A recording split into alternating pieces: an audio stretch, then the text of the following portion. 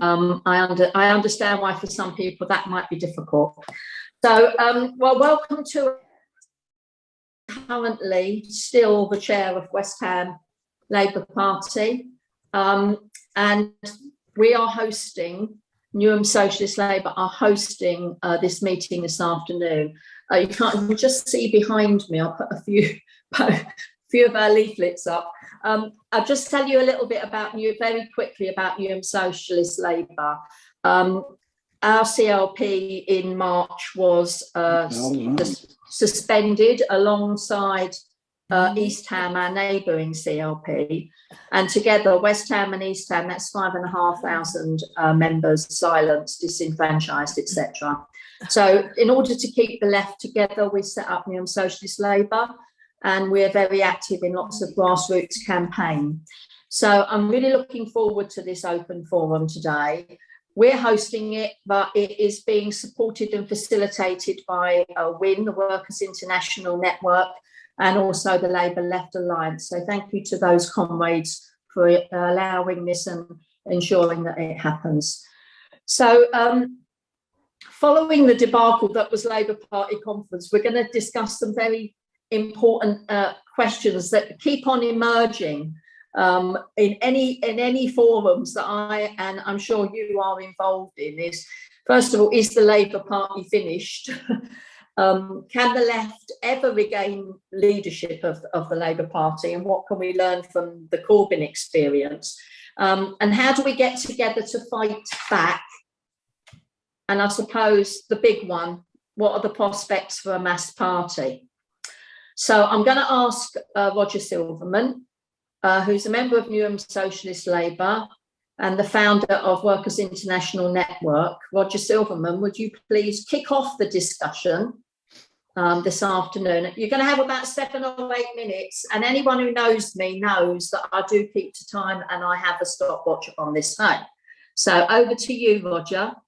Yeah, thank you. I certainly know that from experience. I'm just going to make a few brief comments to start the ball rolling. Now, obviously, the Labour Party conference confirmed our very, very worst expectations. In the run-up to it, constituency parties were shut down, lifelong members were expelled, and even in the conference hall itself, delegates were barred and escorted out. Armed police were stalking the aisles, and of course, the speech by our great leader was absolutely appalling. Actually, I mean, far, far worse than I could possibly have imagined it would be. It was clear that his first priority was not attacking the government, but twisting the rules yet again to make double sure that no socialist could ever be elected leader. And then, just as an afterthought, he gave a little political priorities. And the first he said is that it was on children's mental health. Now, this, of course, is a very worthy cause, and there is a genuine crisis. But what Starmer doesn't seem to realize is that what is causing young people mental problems is poverty, bad housing, poor education, lack of recreation facilities, no job prospects, the looming climate emergency, etc. So what young people need is not counseling and therapy, or at least not alone, but they need a future. They need hope. What they really need is socialist policies. Britain under Johnson is looking like a failed state. It's at a complete standstill. The petrol crisis, empty shelves in the supermarkets, inflation shooting up, an end to the furlough, which is going to mean mass layoffs, cuts to universal credit, which means people, maybe 1 million people plunged into poverty, rises in taxes, privatization, corruption, and all the rest of it. And when you look at that situation, as a Labour leader, Starmer, of course, is offering no alternative and not even any resistance to all this. He's the worst leader we've ever had. But we have to put it, let's judge him by his objectives. He's not a failure, because his job is to crush the Labour Party as a force for resistance and to make it safe for capitalism. And in that sense, he's doing very well. If Corbyn, just imagine, if Corbyn was still the leader of the Labour Party, we could expect Labour to be way, way, way ahead in the opinion polls now. So anyway, this is not the case, and we have the old seemingly futile dilemma. What do we do? Do we stay and fight, as we're told by the Socialist Campaign Group and so on, who seem to be doing rather better at the first half of that than the second? And or do we try to launch a new party? But we've already got so many of them. Both courses appear to be doomed. I think, in my opinion, there is no prospect that the left will ever be allowed to regain the leadership of the party. So staying and fighting seems to be, not very promising. On the other hand, launching a new party, we've got no shortage of left breakaway parties. Yes, we want a new party, but we want a new party not consisting of a few hundred people, because we've got enough of them. We need a new party consisting of hundreds of thousands. And we know that we have those, that if Corbyn and the Socialist Campaign Group was to give a bold lead, then I believe that hundreds of thousands once again would rally to their support. I wouldn't accuse them of lacking courage, but I do think that they're lacking in perspective. As it is, we've got a deadlock, because the policy of the left, the official left, always seems to be that we have to recognise Labour is a broad church. And what I always say to that, you probably heard me say it before, but a broad church should not be so broad that it includes the devil. And the other slogan that Tony Benn used to say is, well, a party needs two wings. It needs a right wing and a left wing. And again, I could understand that. And perhaps at one time, there was some justification for that before the new Labour years. That if you have two wings that are trying to fly in opposite directions, all you get is a split.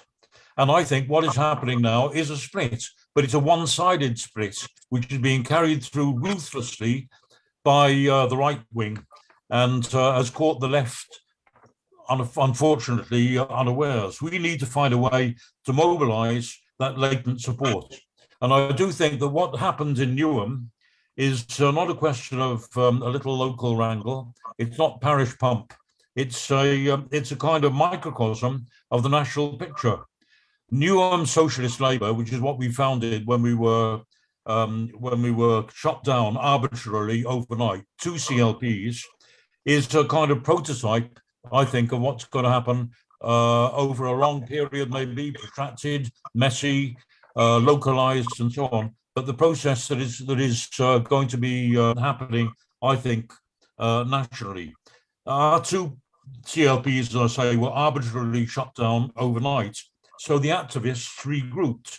Now, Newham, let's remember, has absolutely impeccable Labour traditions. It was the borough where Keir Hardie became the first Labour MP. It was the home for a long time of Sylvia Pankhurst. It was just down the road from George Lansbury when he was leading the Poplar struggle in 1920. And it's 100% Labour council now, for what it's worth. It's got a directly elected Labour mayor, not that we support that system. It's got two Labour MPs with huge majorities, one of them, I think, the biggest in the country. But there are now two Labour parties in Newham. There's the active campaigners on one side, grouped in Newham Socialist Labour, and there's the, I'm sorry to say it, but mostly corrupt councillors on the other side. And I think that it's shadow CLPs like Newham, which are going to be developing, and which are developing here and there in one area after another. And also, let's remember, the key to the whole thing is the trade unions. Now, we see the RNT long ago left the Labour Party. The Bakers just last week also disaffiliated from the Labour Party. We hear that there's possibilities that the FBU and the CWU could also follow suit. And who knows if in the longer term, maybe Unite might go the same way. So I think we can see very faintly the outlines of a real, I wanted to say new Labour Party, that of course is the wrong phrase, but a Labour Party, a left Labour Party developing. So those are just a few ideas thrown out. Obviously, all of us have got different ideas and suggestions about what's going to happen. And I'm just would throw it open now. And I'd be very happy to hear what comrades can contribute. Thank you, Roger. Thank you very much. I love that description that Corbyn's not lacking in courage, but lacking in perspective. I've written that down. I'm going to remember that, because I think in many ways that really encapsulates the situation we have now. And certainly there are two Labour parties, at least in Newham, and actually the socialist grouping is the biggest. So I think, yeah, we have 100 participants now, which is fantastic and very impressive. There will be people who obviously now can't get in because unfortunately our limit is 100, but people can watch it live streamed on the LLA Facebook page. I'm going to open it out for discussion, but before I do, I think, Roger, you had a message from Ken Loach about this meeting. It's quite a long letter, I understand, but would you please read that out? And yes, then I will call people in to the meeting. 1 second. Okay, while you're looking. I've got it now. Got it? Okay. Okay, off you go then, Roger. Right. Right, dear friends, I'm sorry not to be with you this afternoon to share our thoughts on how we organise after the Labour conference. Here's a short contribution to the discussion. Starmer's attack on the left was all too predictable. He was part of the campaign against the Corbyn leadership from the beginning. Now the danger is that we fall into sectarianism and end up organising demonstrations and meetings, but with little hope of establishing a political presence. Can we avoid this?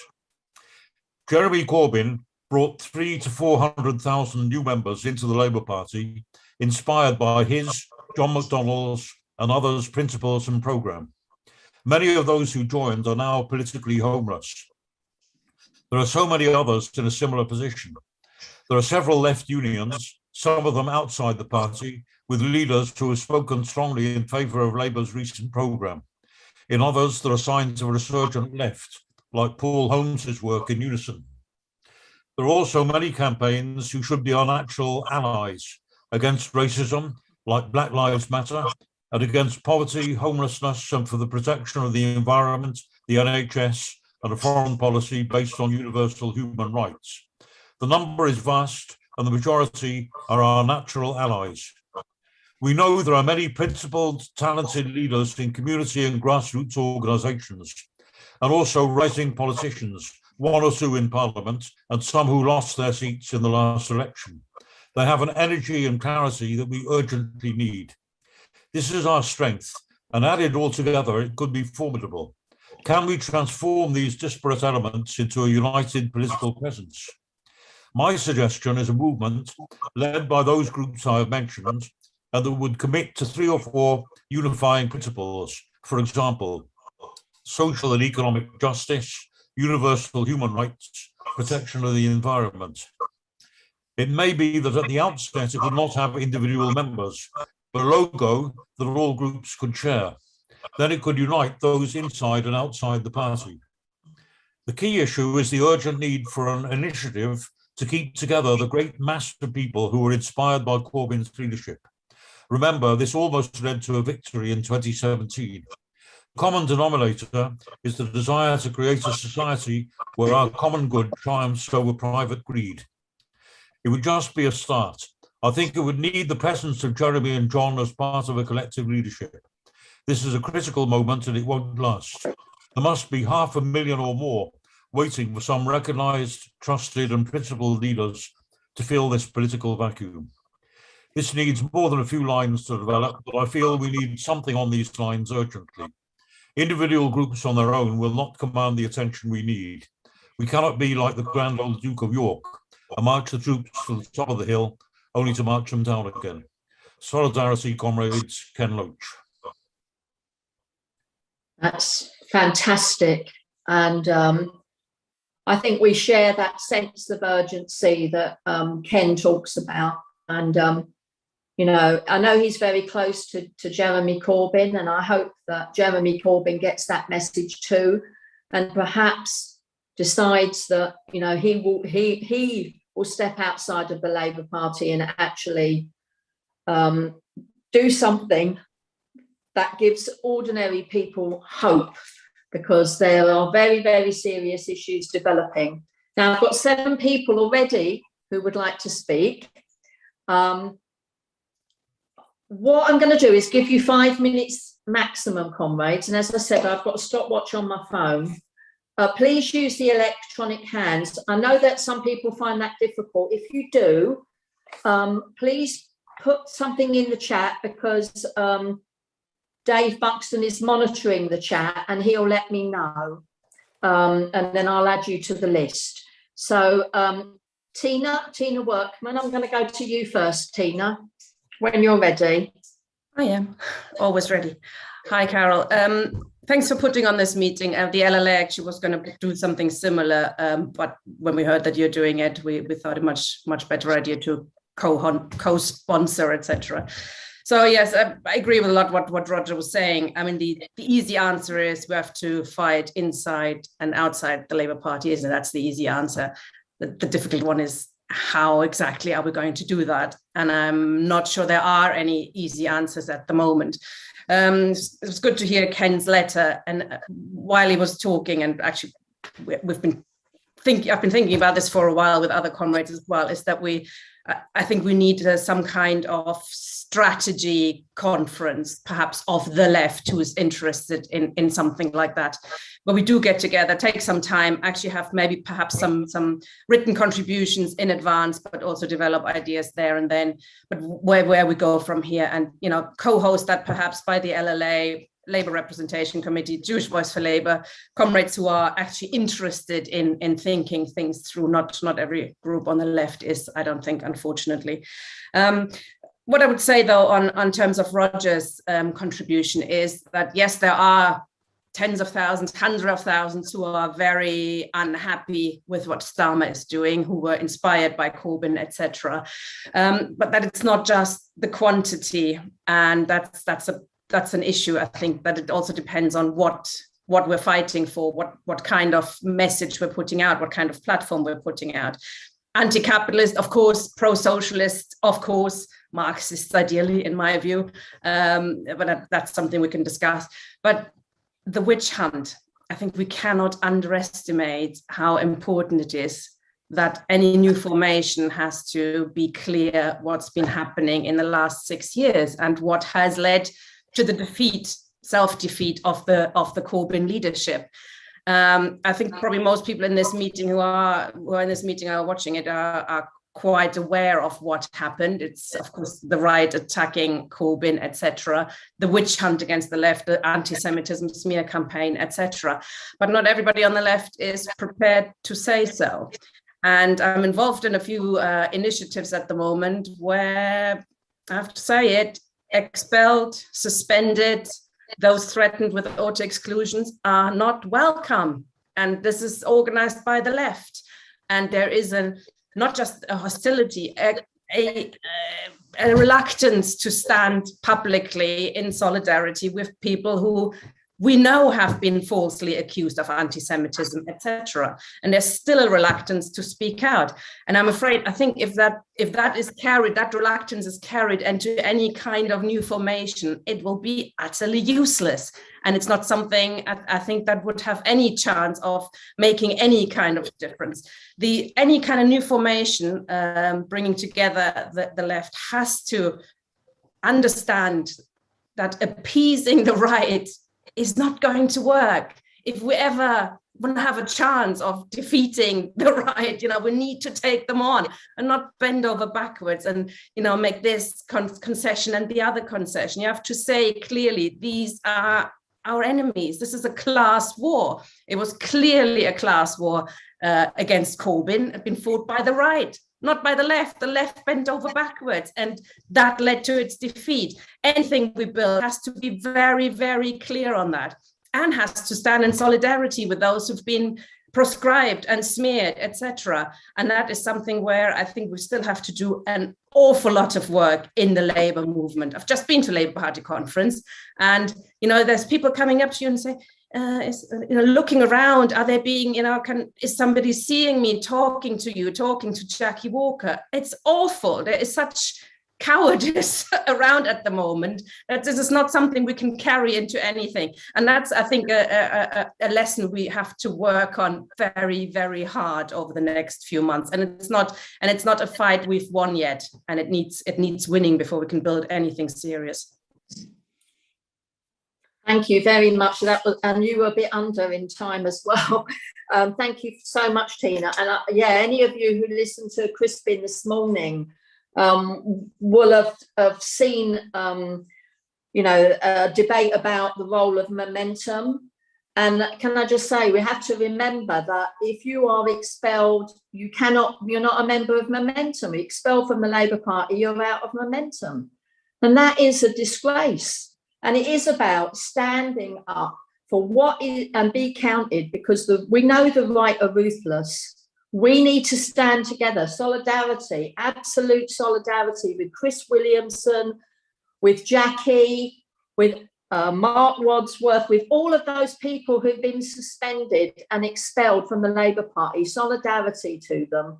Some of them are on this call, and we're looking forward to hearing from them. Right. The next person I have on my list is Graham Durham. Are you ready to come in and speak, Graham? Yeah. Great. Hi, comrades, and thank you, Carol. Once again, nice to see you again.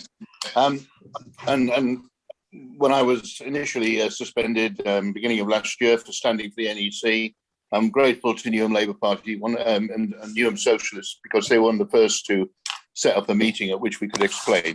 And I'm being corrected by Tina that in this current round, the September round of auto exclusions, I wasn't the first apparently, but followed Ken Loach, nobody better to follow. So for those of us who are expelled from the Labour Party, we have to echo what Tina says, but we also have to understand that the soft left, they've been the bane of my life for nearly 50 years now, the CLPD types and the Arise and all these people. They ain't going to fight because they're in there to build their own careers. And so in the main, though they like to do good things, I think it's important to understand that you're not going to change those people's opinion. There are many of them in there to build a career in a future left, as we saw happening under Corbyn and in Momentum. Many of the Momentum leadership that Lansman put together are actually now happily supporting Starmer and standing up and cheering him. I saw them at the conference.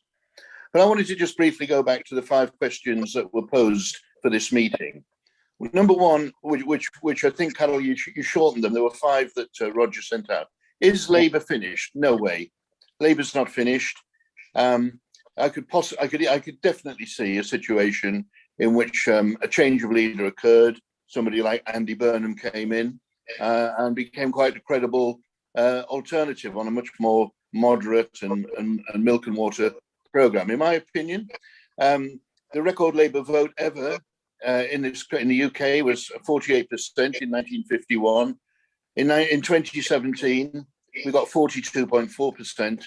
And it would be quite easy to make up that gap if we'd had a party united behind a leader, in my opinion. So no, Labour's not finished. 12.9 million votes only 4 years ago. We are a mass party, or rather they, I should say, are a mass party. And they can become that party again. Can the left ever regain, was the second question, control of the Labour Party? That'll take longer.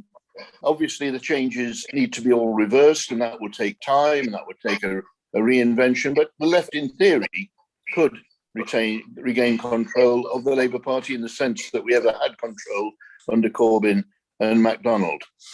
A question that I think really needs addressing on the left: what lessons can be learned from the Corbyn experience? I think there are 3 big lessons. 3 big lessons.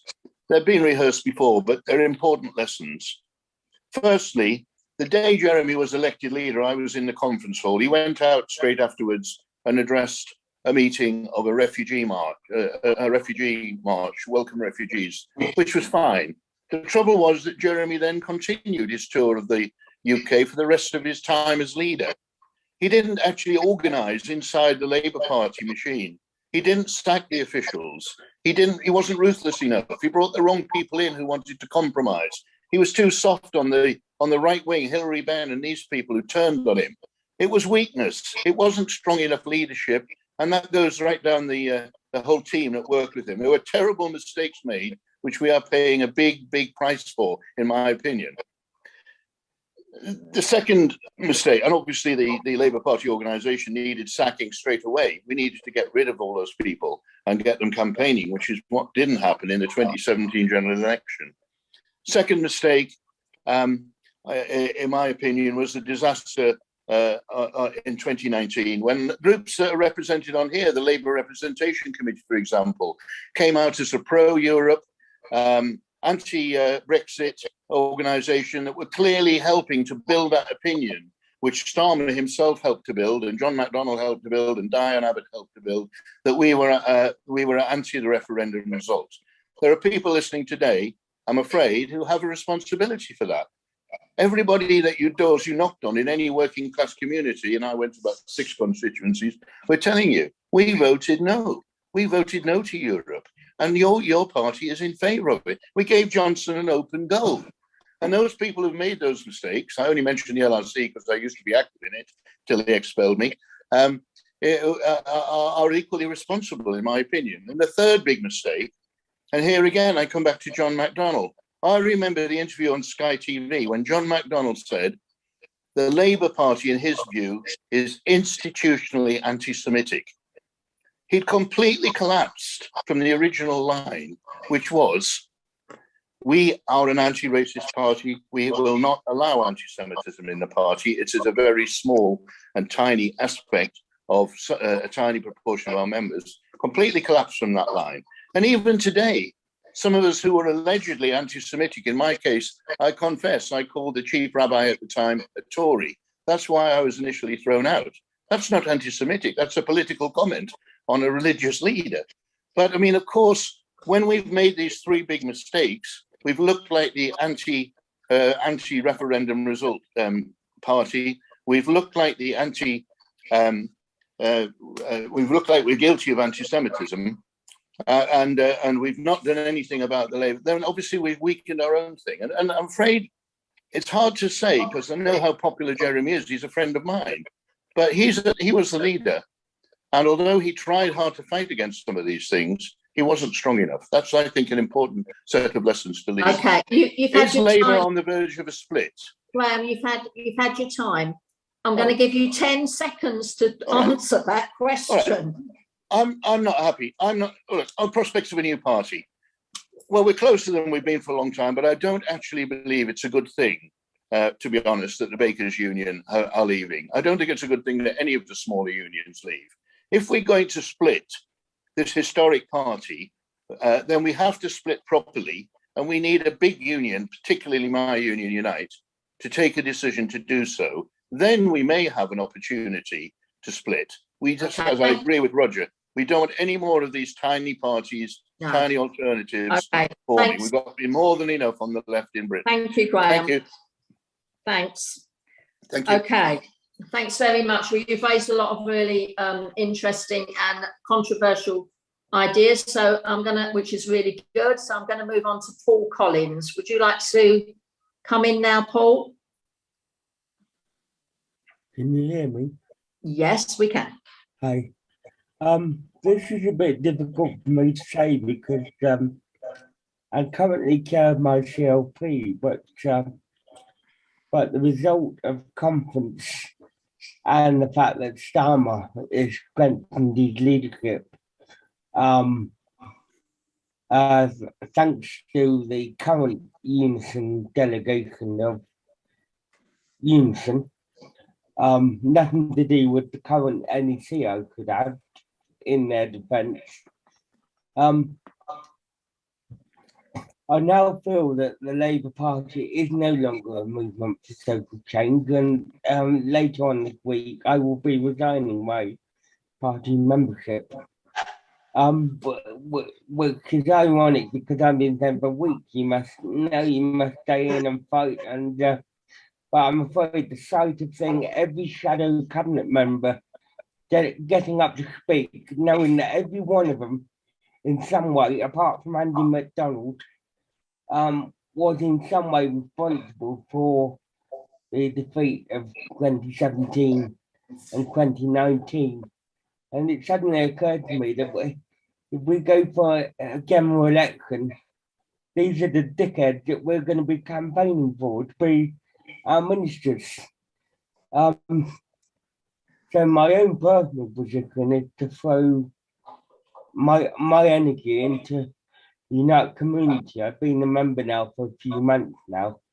At the same time, I also agree that setting up a new party historically is not good, and I still think that another party would be destined to fail. But if New and Socialist Labour could somehow expand its geographical area, etc., I would join it. But yes, and I agree with much of the analysis of what's been said already, including what Money on the Left did with regard to Brexit. It wasn't just Starmer's Brexit policy. Labour delegates at that last conference voted for that bloody policy. So Graham is right. There are many on the left who bear responsibility for that particular policy. But yeah, the big mistakes were early on when they failed to adopt open selection for parliamentary candidates. And again, Unite and John McDonnell had something to do with that, I believe. And of course, it's all very well the socialist group of MPs saying we must stay in fight, but they're also defending their own positions. They're not in a position to be affected by the Tory cuts that are going to be coming in over the next few years and so on. So I'm sorry to be negative, but that's my own personal position. Thanks. Thank you, Paul. I really respect the position that you're taking, and staying in the Labour Party for some people, it's too toxic an environment, but others feel they can do that. And I think, this open discussion is trying to find a way forward, balancing both of those aspects. So thank you very much for your contribution. And can I ask Phil Pope from Bristol, would you like to come in? Phil, are you ready? Hi, thank you, Carol. Right, so I won't repeat what's already been said, but just to quickly recap, like Corbyn did not lead the left. He was really hopeless. His leadership did give the left an opportunity to do it ourselves, to pull the party leftward and start fighting. But most of the left didn't even start that fight with the right. They just tried to keep Corbyn in office. And if you don't attack your opponent, sooner or later, your opponent attacks you and beats you. And I mean, sadly, I don't think it's just Corbyn, it's the whole socialist campaign group. There isn't anyone in that socialist campaign group that you can say, if they were leader, they'd lead a massive fight against Right the Party. There isn't anyone in there that's going to do it. And I don't even think the leadership can be regained. It's technically possible, but it is incredibly unlikely. They've put in rules to make it incredibly unlikely. The socialist campaign group on its own can't put a candidate forward. And if someone on the soft left stood, they'd probably split the socialist campaign group, and you wouldn't even get all their votes to nominate a left candidate. So without the leadership of the party, I don't think there's a fight to be had. Without the cover of the leader being left wing, they will expel who they want. It's awful. You have my sympathy. And I'm prepared to speak out because I don't care if I get expelled, because I don't think there's any future in the Labour Party now. But in truth, I can't defend any of you if you're expelled. I can't do anything to stop it. I can complain, I'll be ignored. We can all say it's terrible, we'll be ignored, and then they'll expel some more people. There's no fight to be had because it's not a democratic organisation. And without the leadership to protect us, we can't change it to be one. So is Labour's not finished, but I think it is finished as a potential vehicle for socialism. So I think we should move on. I'd rather the party had split and we'd kick the right out, but as it happens, they're kicking us out. And I think we've just got to make the best of the situation, because the last 5 years haven't been a complete loss. We wouldn't have been having this meeting 5 years ago. I know 10 times more people on the left in Bristol than I did 5 years ago. Campaigns to organise the left have regularly raised tens or hundreds of thousands of pounds to come up with legal fees through crowdfunding. People are using social media, video conferencing. We have learned how to organise better, so I think we should use that to launch something new.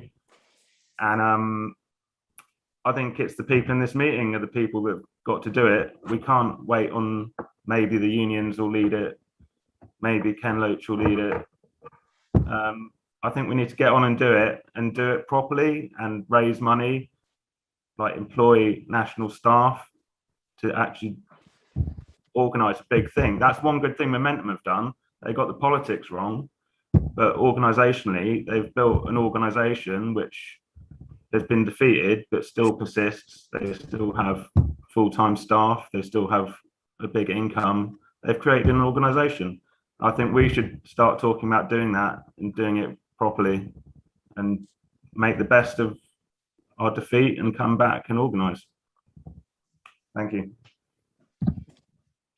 Thanks very much, Phil. Again, you've raised some really crucial questions. And if there's any time at the end, I'm going to tell you what we're trying to do in Room in terms of creating an organisation. Right, I'm going to pass over to Tony Greenstein now. Okay, thank you, comrades. The question of whether the left will ever regain control, insofar as it ever had control in the Labour Party, is an esoteric question. It reminds me of these debates about how many angels can squeeze onto the eye of a needle. The answer is we don't know. We each have our own opinions. What is clear is that there are thousands of socialists still left inside the Labour Party, so we cannot simply abandon them, whatever we do decide. Secondly, we have to take recognition of and understand what the Corbyn movement represented, which was an upsurge of anger, in my opinion anyway, at the election of Cameron in 2015 against all the odds, on the second lowest vote, I think, ever for a party that obtained an overall majority. But this was at a time, and it's still a time, when the working class is not engaged in struggle, in industrial struggle. So you have a very low level of class activity, and that must inform what kind of movement we are creating. The third thing is, I think we should abandon the idea, certainly in the near future, of party building. Our main aim is really to try and capture and keep together the thousands upon thousands of people, good socialists, who are leaving the Labour Party. And if we don't provide them with some place to go, they will simply dissipate to the four winds. And I think that is absolutely crucial.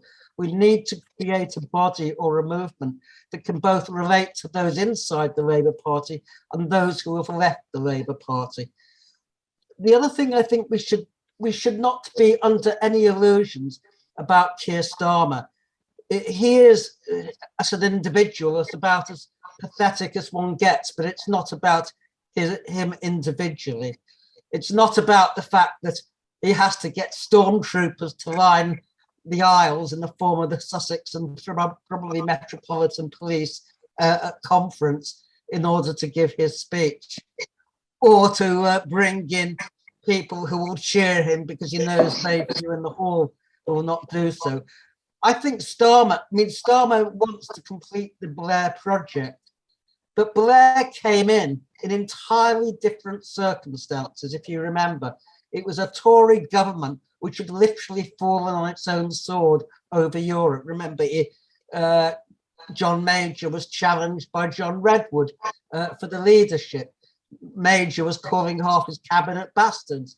It's an entirely different situation to the one that Boris Johnson faces. The fact is that whereas Blair quite easily triumphed over John Major, Keir Starmer, despite having the golden opportunity that Brexit offered, that COVID offered, and all the other crises that we've seen, Starmer has been unable to lay a finger on Boris Johnson. For what it's worth, and I may be wrong, I don't think Starmer is that long in office as leader of the Labour Party. I say I may be wrong, but the last conference reminded me of nothing so much as the Tory party conference of 2003, where Ian Duncan Smith had very similar arrangements in terms of staged ovations, and he didn't last 6 months before he was voted out of office. There is no mechanism in the Labour Party to do that, but I imagine if he's told to go by what used to be called the magic circle, he will go. But we have to turn our attention to what principles underlie any movement. And the first one, and I think Tina is absolutely correct, is that we have to have a realistic understanding and assessment of what undermined the Corbyn project. And it's very clear that from the start, there was a ruling class, an establishment campaign using the anti-Semitism weapon to fatally undermine Corbyn. It was, if you like, identity politics writ large. And we have to be clear about that.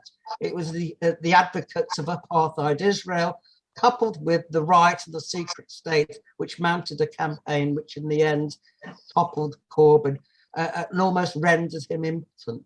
So, but we also have to be clear that any socialist movement will be a movement that combines, if you like, what you might call reformists and revolutionaries and those who are in between. It won't be a revolutionary socialist party, but it will be a party that majority of Corbyn supporters can feel able to join or are attracted to. That is a tall order. Whether we can achieve it, I don't know.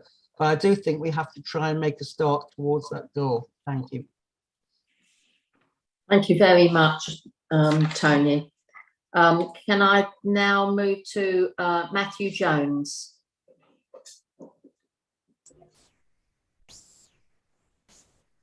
Hi, comrades. Yeah, no, it's an interesting, useful meeting. This, and I think, I mean, really, the conference really sort of showed the project of Starmer and company, which is not, of course, to win elections; it's to destroy the left and actually to change to change the Labour Party to the point where it is no longer the Labour Party is known. I mean, I think that the important thing, if you look at the history of the Labour Party, I mean, besides obviously the great betrayal of 1914 and going forwards, is that, of course, the right, the left has always been subordinate to the right and has fulfilled a certain function in terms of, providing troops on the ground, et cetera, and obviously a certain, point that's been useful to those of the right wing who dominate the thing. The point is about the point about the Corbyn movement, which I agree with Tony, is actually driven by particularly the conditions on the ground. Although I don't think it's particularly the election of the Cameron government. I think it was more the question of austerity and the imposition of austerity following the crash of 07-08, and the fact that there was no clear means of opposing that. And suddenly, the Labour Party was opened, if you like, by Miliband's manipulation as a possible vehicle. So people took the chance, and I think that's the important thing. The point being is that suddenly the right wing understand that the left can take over the party. Could do. I mean, obviously, not under the politics of Jeremy Corbyn and so on and so forth, because I mean, obviously the problem is that the reformists will always concede, under conditions in which you have a right wing which is clearly backed, nakedly so by the ruling class. To be a left reformist leader, essentially you're onto a dead loss. This is why you have a position in which, a guy like, when Corbyn came in, a guy like McNichol, who's obviously going to be a saboteur and a complete wrecker to anybody who spends more than 5 minutes thinking about it, was left alone as General Secretary of the Labour Party until the disaster of 2017, where it became obvious that he's, they of course wrecked that election campaign as far as they could. And the thing is that the point now, of course, as I say, is to drive out the left and change the Labour Party to something that isn't actually the party of Labour in any real sense, as far as I can see. And so you can look at this conference and actually what's happening afterwards, particularly, say, Starmer's article in The Sun, which is, I think, coming out tomorrow, as essentially a series of publications designed at driving out the left, and a means of actually, essentially, okay, they'll throw out a few people, and they complain about the fact they can't throw enough people out fast enough. But what they really want to do is to promote the notion of trying to get people out, get people to leave, which of course is what they really want.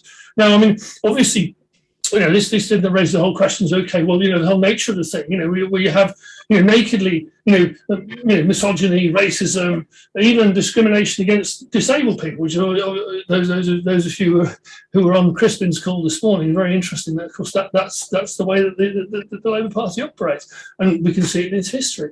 So, I think that really, under the current circumstance, and what you're doing is any strategy now. Clearly the Labour Party is being closed off, and the question is, okay, how do you operate principally outside of the thing, but I do think I don't agree with Tony. You have to build a political organisation. That's what it is.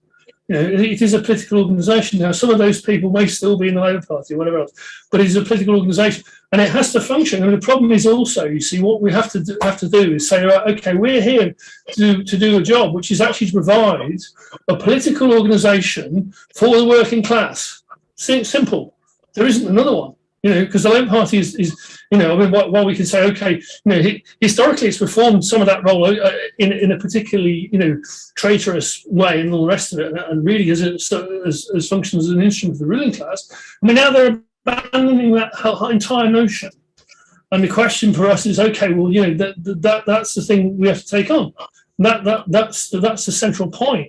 And the question is, okay, how do we then get, as people have said, the likes of the trade unions and so on, and to take that on. And the problem is also, and as comrades have also said, is that there is an issue of the level of the class struggle in this country. I don't think it's an overall issue. If you look at what's happening in other countries, there has been an upsurge in the class struggle. There's even been an upsurge in the United States of the working class to a degree which has not been seen in decades. Yeah, in some cases not at all. So these things are all coming, but this is the central point: is we need a political organisation, and that political organisation has to actually say, right, okay, we need an organisation for the working class to fight the struggles for that class. Thank you. Thank you. Thanks very much. Okay, Peter Jones from Sheffield. Hi, Peter. Hi, Carol. Thank you, and thanks to Roger for the invitation. I wanted to return to Ken Loach's very pointed contribution that was read out right at the beginning, because that's where I think we are. The issue is, what do we do? And Ken has at least put forward some concrete suggestions for how we might move forward. I don't necessarily agree with all of them, but I think this is a point which we should now take up with him and invite Ken for a further, more detailed discussion of the way forward along the lines he proposed, because I think that's one of the most important and interesting contributions I've seen for 18 months or so on how we fight back against Starmer. My entire focus personally is on this democratic renewal within the party, within the Labour Party itself, the fight against the Starmer leadership and its replacement. And so we might debate for endlessly the pros and cons of another working class organisation outside the Labour Party. But for me, the fight in the Labour Party, or the fight rather for the Labour Party, is not over by any means. We have barely begun. And the problem is that we are so disorganized, we're so fragmented and dispersed in different groups, that we failed to punch at our weight, the weight of those hundreds of thousands of people who supported Corbyn and who are still around. They've not gone anywhere, either inside the Labour Party or without. But I think the conference, the Labour conference, is a clear watershed for us, because I think there were many who were reluctant to pursue a more vigorous anti-Starmer line in the run-up to the conference because they thought that something was going to change. They thought that David Evans, wouldn't get appointed, or they thought something else would happen. Now we know what's happened now, and we know that as a result of the conference, the Starmer coup will consolidate itself, will strengthen itself with all the means it can, and will be able to target those people who spoke at the conference in ways that the Starmer leadership doesn't like. We've lined ourselves up for suspension and expulsion in an unprecedented way. So while we must struggle within the Labour Party to the extent that we can, it means that the organising centre for a mobilised resistance against the Starmer leadership must be based outside the Labour Party in resources and in groups and organisations that are outside the reach of the party machine. So there are a number of things I think we need to do. I think for me, the issue is what unites us, or what unites those of us in a coalition of the willing, if you like, is the understanding that this Starmer leadership must go. It's an illegitimate leadership. A coup has taken place. They're in the process of destroying the Labour Party, not just the left. The whole party now is under threat. So this is a fight for the Labour Party itself. And the principle for organising and mobilising must be that this leadership is illegitimate. It's there by deception and by abuse of power, and it must go. And that must be the organising call, I think, and the principle for all those organisations and individuals who are wanting to do something, that this leadership must go. And how are we best to organise to make that happen? As part of that, I think, even from this meeting, you could write directly to all the representatives of those many organisations that we know already, to which many of you already belong, and to the left-wing media channels, Novara, to Crispin's show, to others, because we need an HQ. We need an HQ which has a media arm and also an organisational arm in which all of us can come together on the principle that this is now a fight for the leadership of the Labour Party, for the soul of the Labour Party, and it's a fight to get rid of that leadership. And on that basis, I think we can't neglect and overlook the issue of the SCGs. I know what people think about them, and I know what I think about them, but they still have enviable reputations, and their opinions still matter to many, many thousands of people in the Labour Party. You may also have heard rumblings in the SCG. They're now even starting to talk about a leadership challenge, whether they've got the requisite 40 votes and all the 40 votes or whatever. It doesn't matter whether they have or not. But the movement we need to insist that they do it. We need to insist that, okay, put your money where your mouth is. Now is the time. Announce a leadership campaign, not necessarily who's going to be the leader, but announce a leadership campaign against Starmer.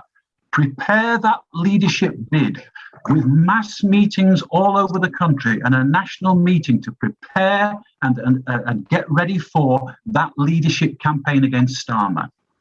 And those are some of the things I think that we need. Thank you very much. Thank you, Peter. It's great to have practical suggestions. As an ex-primary head teacher, I'm always into the practicalities of stuff. And on that note, The next person I'm asking to speak is Mr. David G. Evans. The G is important here, isn't it, David? Yes, thank you very much, Carol. I'm David Evans from Cheltenham CLP, and sometimes I thought perhaps I should have put myself forward as sort of a paper candidate against the other David Evans, but anyway, that's by the by. I most agree with what Graham Durham said and Tina said, and I also agree with quite a lot of what Peter Jones has just said. But I just wanted to say, put my own perspective on it, if you like. First of all, yes, I do think these suspensions are something we can't ignore, and it's quite true. A lot of the soft left, even some of the harder left, seem reluctant to stand up, and I think that's partly due to lack of education, if you like. They're being brainwashed by the media, and this is another thing people haven't mentioned, of course. The failure of the BBC, ITV, and Channel 4 to talk about this in terms of a coup, to talk about this in terms of corruption. I mean, some of the things that Starmer's got away with would not be out of place in Belarus or in a Trump campaign, quite frankly. And I don't know whether it's too late. I hope it isn't too late, because I think we need to pursue that. I think, yeah, the second thing is, I'm afraid I don't agree. You know, there is possibility of another party, and I've got sympathy with people who've left. I've left the Labour Party twice in the past, once demoralised by Thatcher, twice after the Iraq War. So I'm not against it in principle. Personally, I don't feel now is the right time to leave, nor do I think now is the right time for a new mass party, but the time could come, certainly, if we had a big union behind us, so I accept that. Just quickly on the history of it, though, I also agree that Corbyn, he did fail in many respects. He didn't lead. He tried to sit on the fence on Brexit like Theresa May did, and I would have preferred him to come down on the side of Brexit, frankly, and left Brexit. And of course, Starmer was largely responsible, in my opinion, for us losing that election in whenever it was, a year or so ago. Yes, I've got a couple of positive points there. As I said, I don't agree with those extremists or purists, I should say, who think that we've got to have a pure left party, because it isn't going to happen straight away overnight. So apart from, like I say, education, I think there are some other things. And one of them is the CLPs, even though they're a lot dominated by the right wing, perhaps, because a lot of the left wing ones have been expelled or suspended. It is still true that quite a lot of the resolutions that came through conference were not necessarily right wing. So I don't think we should give up from that perspective. And the other thing I'd like to say is, going back to the mass movement of 5 or 6 years ago, whenever it was, I mean, in Cheltenham, things were buzzing, as I'm sure they were all over the country. And most of our, I think more than half of our exciting activists have left or been pushed out or whatever. But that wasn't just because they wanted socialism or because they didn't like Cameron. Those are both part of it. They're also much more modern in the sense that they were pro-European. I'm pro-European, which is not the same as pro-EU. And they're also much younger and greener. And people have talked about socialism. They haven't talked much about green policies. So what I'm saying is, in principle, there is a chance to get power. God knows how we're going to do it. But I would have said, this is the final thing, that we need to be realistic. And personally, if it came to an election against Keir at this moment or in the next year or whatever, the left has got not much chance, frankly, because of all the, the right-wing MPs. Even if the socialist campaign can drum together 40 MPs, that's not good enough, I'm afraid. So personally, I'd be prepared to compromise and support someone like Burnham or Gardiner, perhaps, anyone who would actually agree or half agree even to let suspended people back in and to give us a chance, because I think it may be several years before the left has actually, and young people have a chance to regain control of the party, but it still could happen, I think. Thank you. Thank you, David. Yeah, I'm not happy about waiting 7 years, I tell you. I don't know if I've got 7 years, and I'm really not happy about waiting. Graham Bash, you're on next. Well, comrades, I've been a Labour Party member for practically 53 years, now facing auto-expulsion.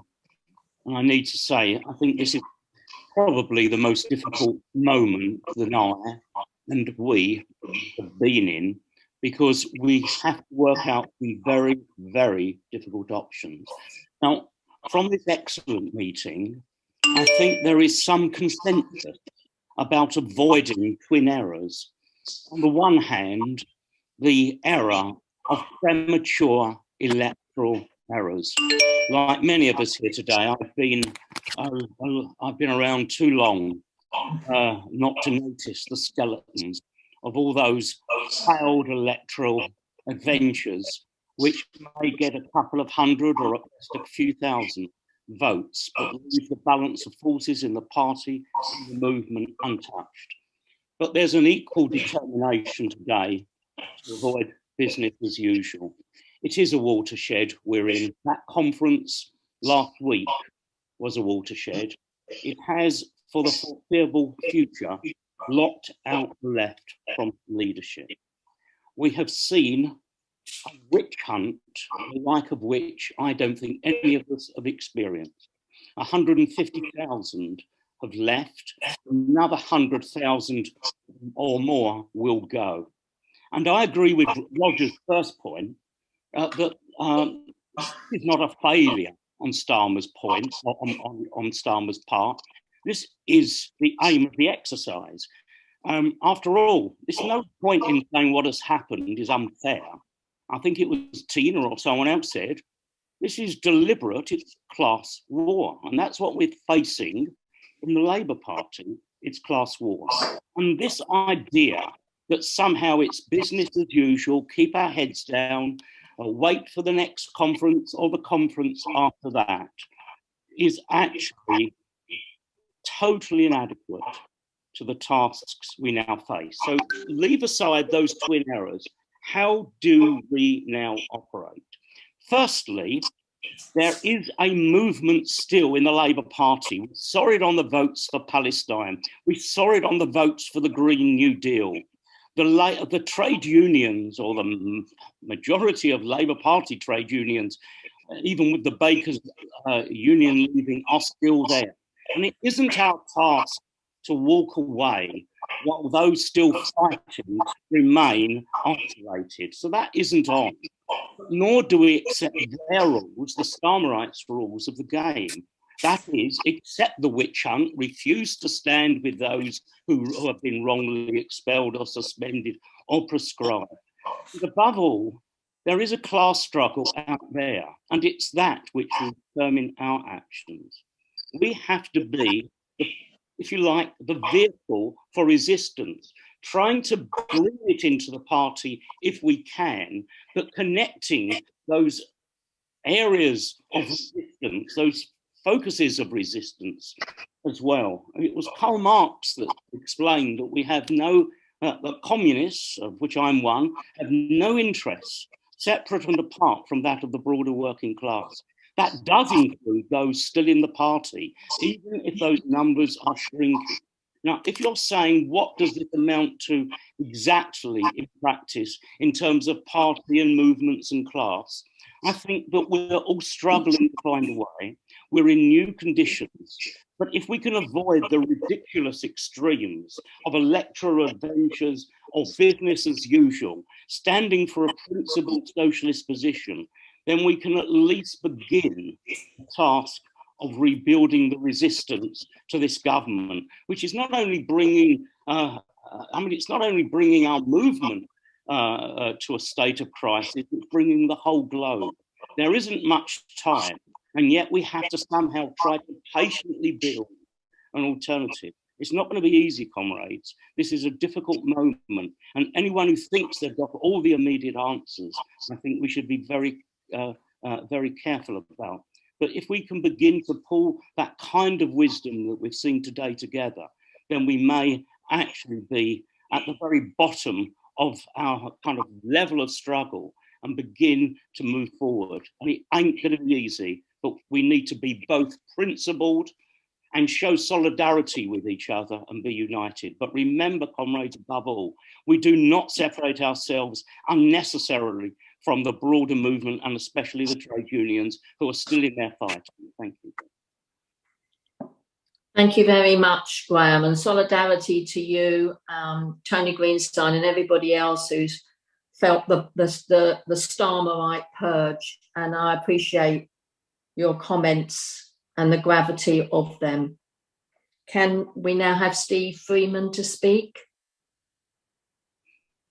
Yes, just unmuting myself. Thank you, comrades. The first thing I want to say is just ask the question: what is actually dead? What has just died at this moment in time for us? Let's think about that. I think what has died is the Corbyn programme has died, and the broad church Labour Party has died. I didn't say the Labour Party had died. I said the broad church idea of a Labour Party had died.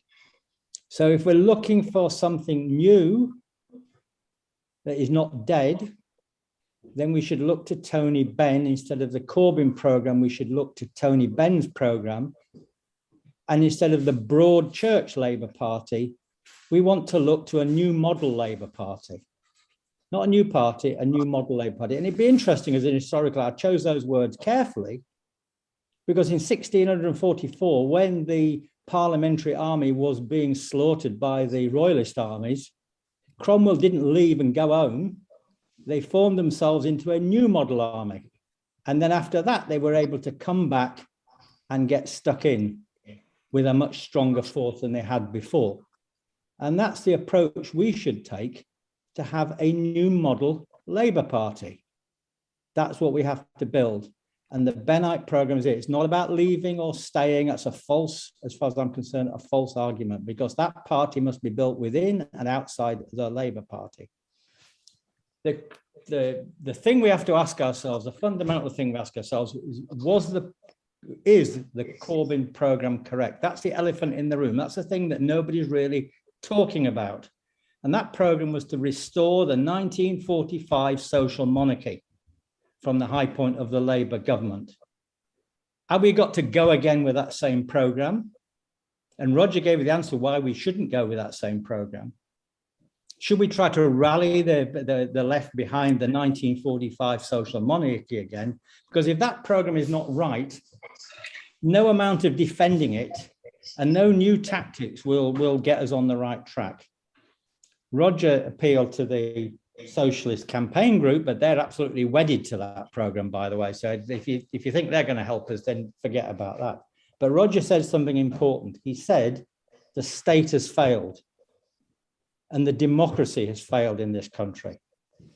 Democracy has failed in the Labour Party and democracy is failing in the country. And the idea that we can somehow sort out the Labour Party problem without addressing the bigger picture in the country seems to me is false.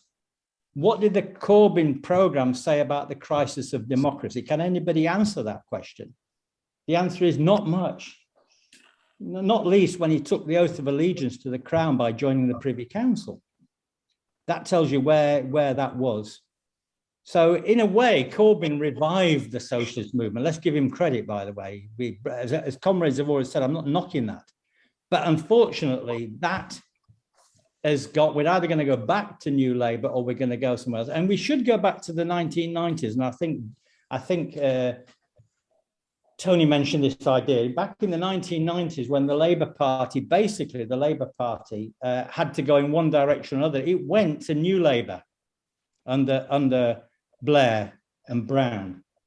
But on the left split because Ben came forward with a Republican Democratic programme, which he put in his bill, and Scargill, who was another main leader of the left at that time, split and formed the Socialist Labour Party. So we are really like it's like a revisiting the 1990s. This time, New Labour's coming back in the form of Starmerism, and we have to come back either as Arthur Scargill reborn, or we have to come back as Tony Benn with the policy that he outlined. Tony Benn had a massive amount of things to say for us, and we need not just a copy. I'm not talking about copy, because Starmer will not copy Tony Blair. He'll come up with a different version of New Labour. We're not just going to copy what Tony Benn said. because we're 30 years down the track. But the essence of what he was arguing, right? The essence of what he's arguing is how we can organize ourselves in that way. He argued for a democratic and social republic. There has to be an alternative to a state that is collapsing day by day under our ideas. And the idea we can just carry on with proportional representation or something like that to deal with that, we cannot. So we have to have a fundamental rethink and rebuild ourselves a new model Labour Party. Take that lesson from history and not get stuck into leave or stay or all that sort of argument. We need a new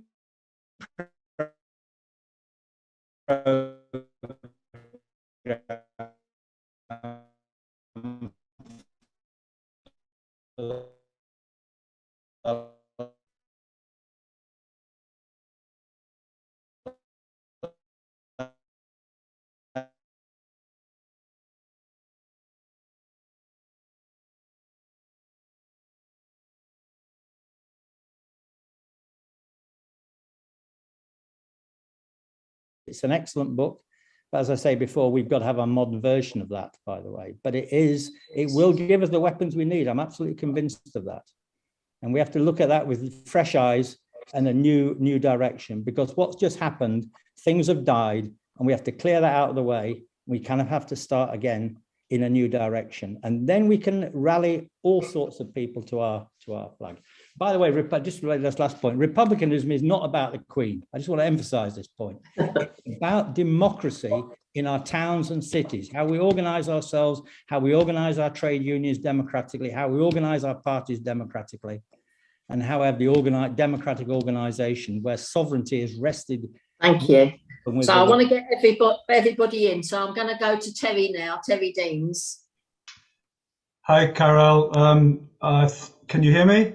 Yeah, we can hear you. Carol, first of all, I just wanted to say thank you to you and anybody else who's helped you to get this organised today. It's a great meeting, and it was fantastic to see you at the Rialto at the weekend just gone. I think it's very difficult. I think Graham Bass sort of touched on it. You know, this is a conversation we're having 5 minutes here and 5 minutes there. It's going to be very difficult for us to bash through. Sorry for that, Graham.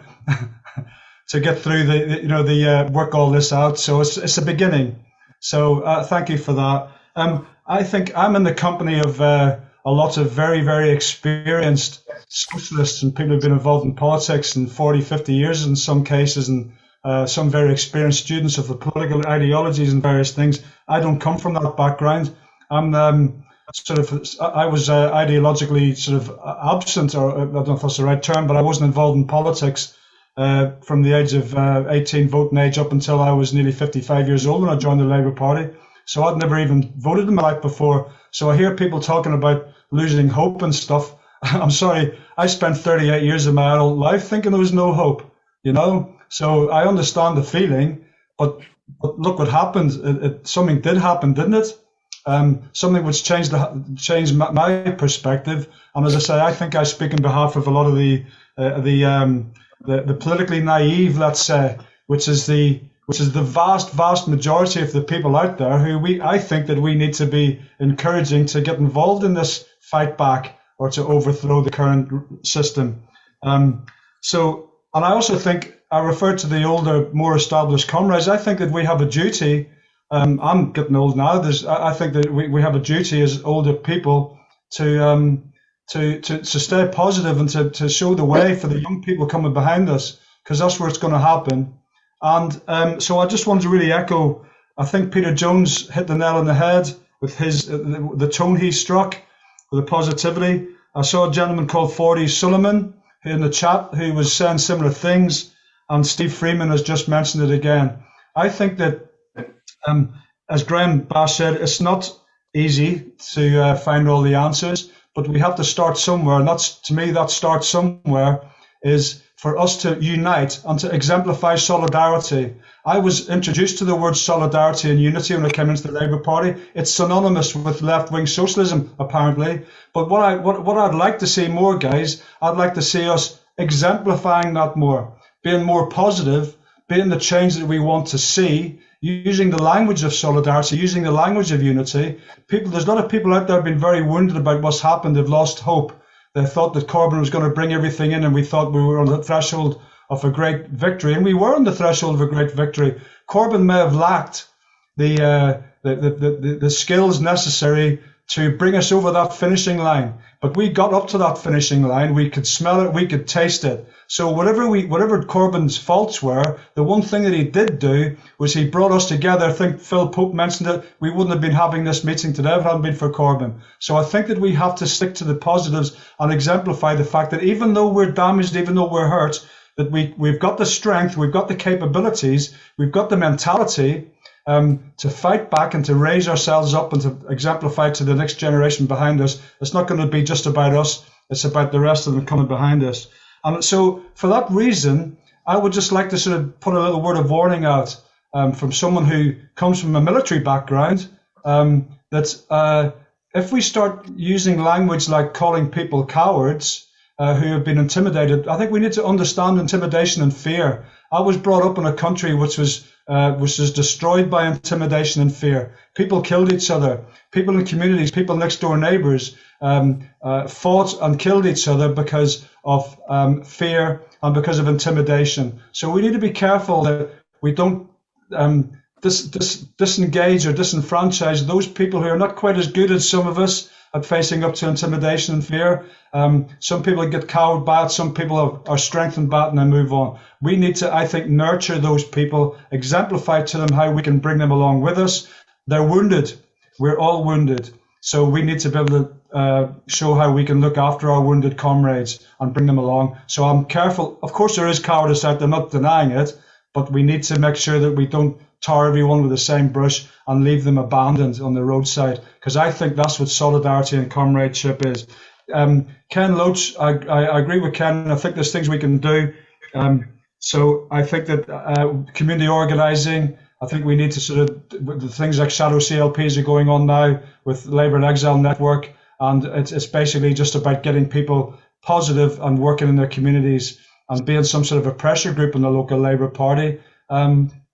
I've probably got a few more things to say, but yeah, you're over time now, Terry. So I'm not going to say any more. I think I've just made my contribution, and there's going to be lots. I just hope that this is the beginning of a larger brainstorming session, Carol, where we can find those solutions that Graham was talking about. Thanks very much. Thank you very much, Terry, for your contribution. I'm going to go swiftly now to Mia Mantry. Yeah, I mean, my thoughts. My thoughts are that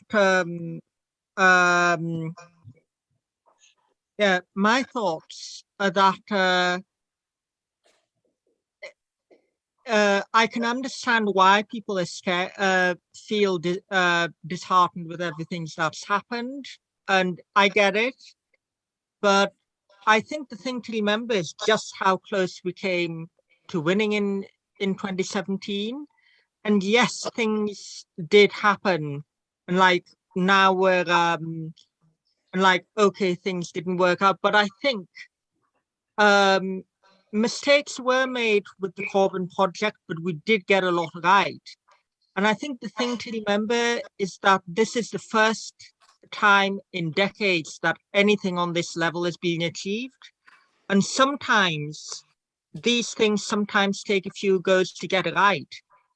And I feel that having something along similar lines in the future, looking at what we got wrong, and also looking at what we got right, and like, okay, maybe not have it exactly like that, but like take all the good bits, of which there were many. And I think the thing to remember also is that since the last election in 2019, a lot has happened. And I think people's priorities have changed, people's thinking on the world. Like, I know that the government used to say that they couldn't, that things couldn't be done about tackling homelessness, and yet they house the homeless overnight for all the wrong reasons. But it's like, I think a lot has been shown that more can be done than we've been led to believe. So I think people's like the Corbyn project or something similar might be more successful in the future. And as for whether we should, as for whether to stay and fight in Labour or form a new party, I'm staying for the moment, but I can see all sides. But I think sort of whatever we do, I think the whole movement needs to decide one way or another. But I think sort of maybe the fact I have a left MP, Mary Foy, and a left CLP sort of probably has certainly influenced my decision to stay. But yeah, I think sort of I think we shouldn't water down our views. And I think I think that, as I say, sort of, this sort of has only been tried once. We can have another go. And I think a lot has changed since 2017 and 2019.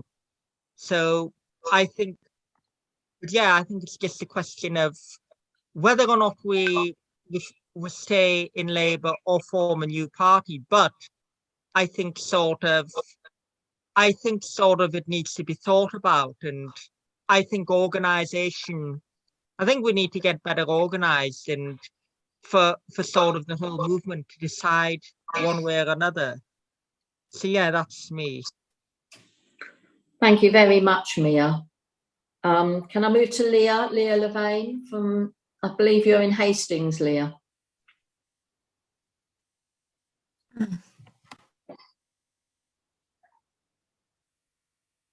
You're still muted. We can't hear you, Leah. No, I'll move on to the next person and we'll try and see if we can sort out that issue of your mic. That's a shame. Steve McSweeney from East Ham, I believe, Steve.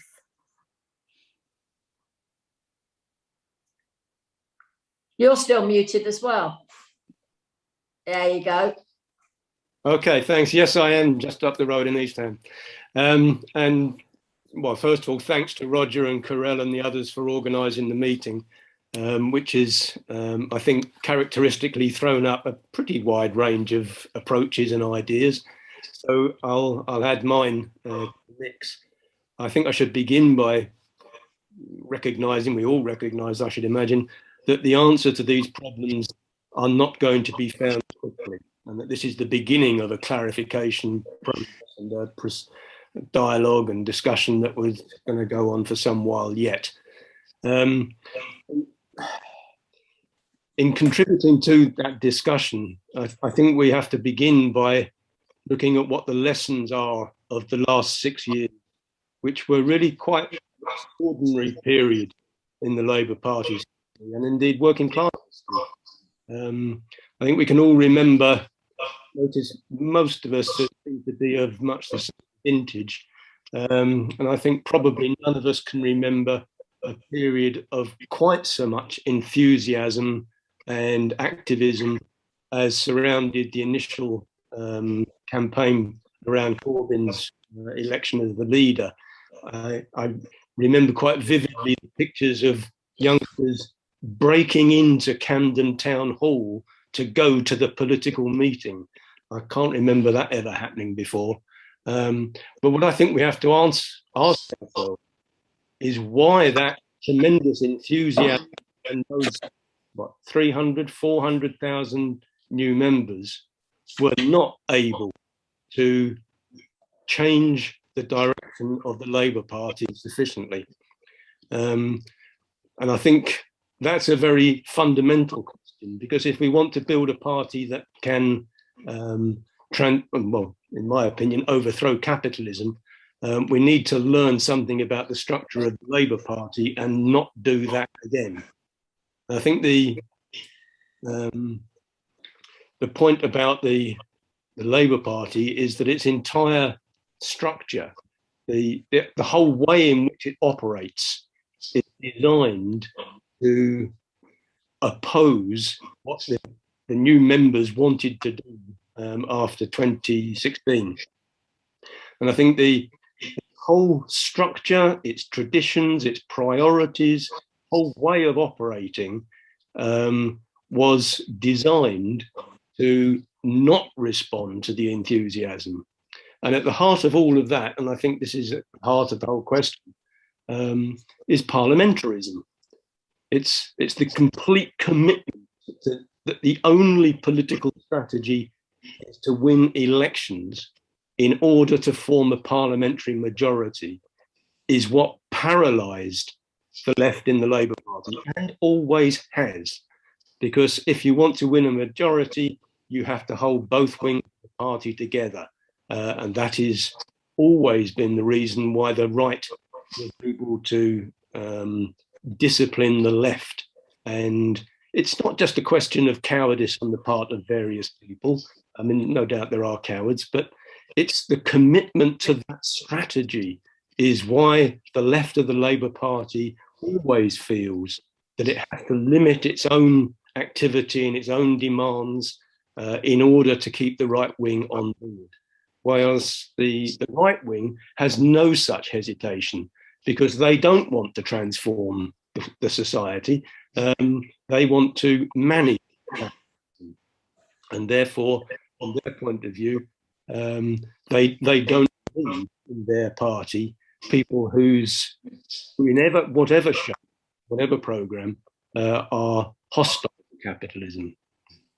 And I think if we don't get to the bottom of that, and we continue to try and build parties simply on the basis of the electoral strategy, we will only reproduce the same problem. And I think the scale of the paralysis is illustrated by the fact that Jeremy Corbyn, who all of us have seen for donkey's years, perfectly genuine man, not a careerist, not trying to feather his own nest, no such things can be said of him. And yet, he found that he couldn't fight against the outrageous accusations of anti-Semitism, not only against himself, but to at times the majority of the party, you would think, reading some of the newspapers. But why did he not fight back? Why did the Socialist Campaign Group not fight back against those charges? I think it was always because of this need to keep the right wing on board, because otherwise they'll split the party and we'll never win an election and all the rest of it. And I think this is the heart of the problem that has to be learned for the future. With regard to the situation now and what faces us now, the Labour Party remains what it has always been. It is, as they say, a bourgeois workers' party. And it's the key element of it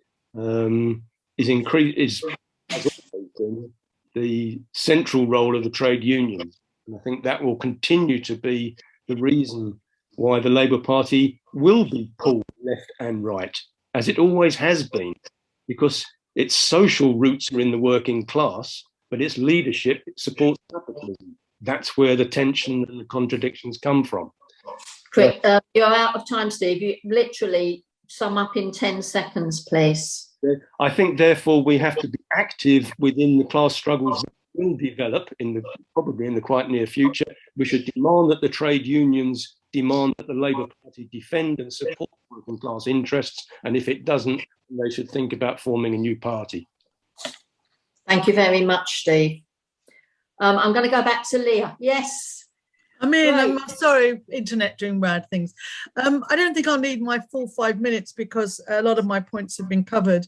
I agree a lot with what the previous speaker said. The focus on elections has been a bane of the Labour Party, particularly for those who came or joined or rejoined in 2015 or since. The Labour Party meetings were overwhelmingly about, I remember having campaign reports, and the campaigns were only about electoral campaigns.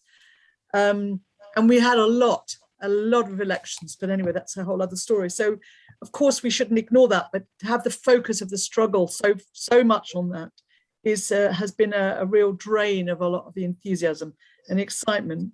So, I mean, some of the points are obviously, I mean, 150,000 have already left. I think a lot of people were hanging on for conference. And despite the few victories that we had that Graham, for example, referred to, I don't think that's going to be enough to keep the majority of left-wing people, or large numbers of left-wing people in. Plus, people are disgusted at the way many of us are being treated. So for those of you who don't know, I was excluded mid-conference. I wasn't expelled, I was excluded myself, apparently. I think one of the things about the way in which we structured the Labour Party and the way in which politics with a big P are run is so much relies on the leader. And I think a lot of people came rushing into the Labour Party and expected, because we had the leader in place, all we needed to do was support the leader.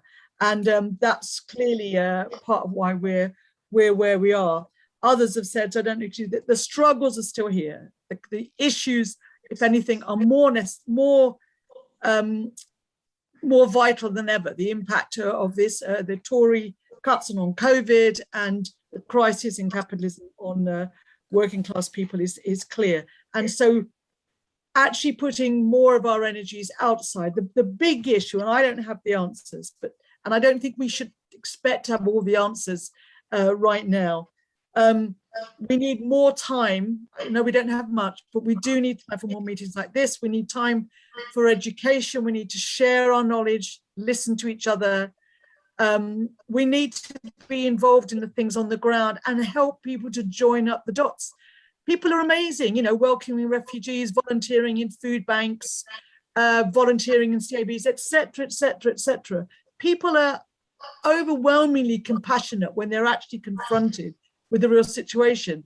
And then we go into this charity world and somehow or other we don't necessarily join up the political dots. So people think they're not political or not interested in politics, but they are. They care about the difficulties of getting petrol. They really care about the rise in fuel prices. Many, many, many people are affected by, anyway, etc. I don't need to go into great details with this audience. So part of the discussion needs to be, how do we join up the dots without hectoring, lecturing, accusing people of being stupid, blah, blah, blah, blah, blah.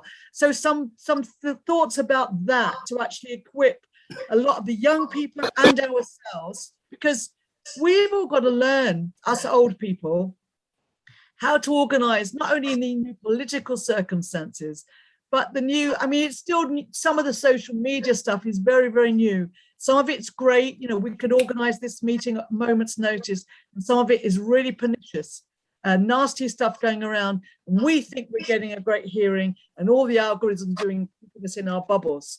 So we just reinforce it. So all of those things need to be examined, and we need to maybe work out a program of how we're going to start to do that in our areas and nationally like this. But the socialists haven't gone away, the causes haven't gone away, the ideas haven't gone away, and our responsibility, and I think this is part of what Ken Loach was saying, we've got to get those people before they do get scattered to the wind.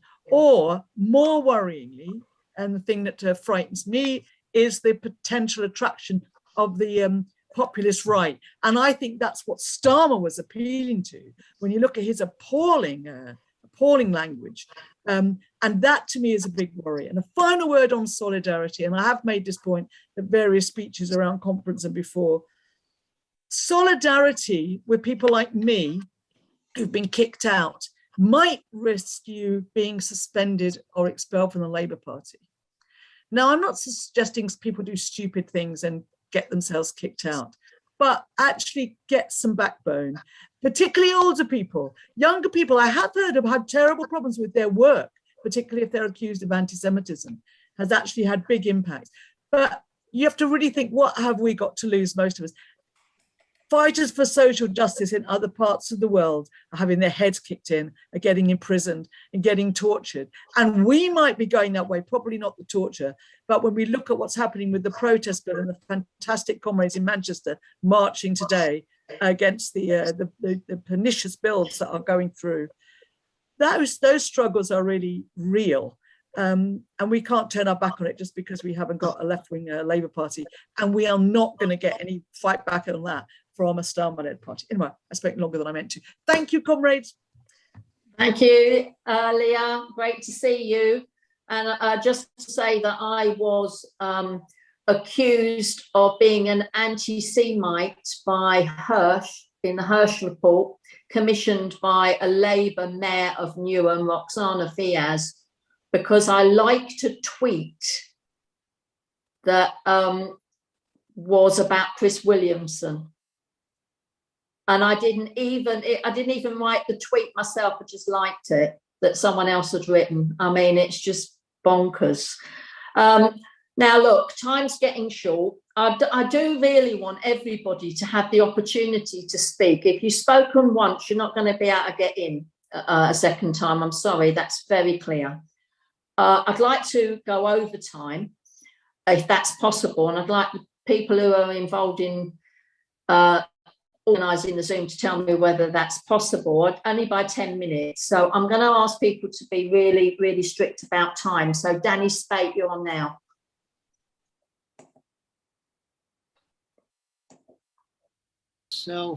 Okay, thank you, Carol, for letting me in. I'm Danny Spate from Labour International CLP.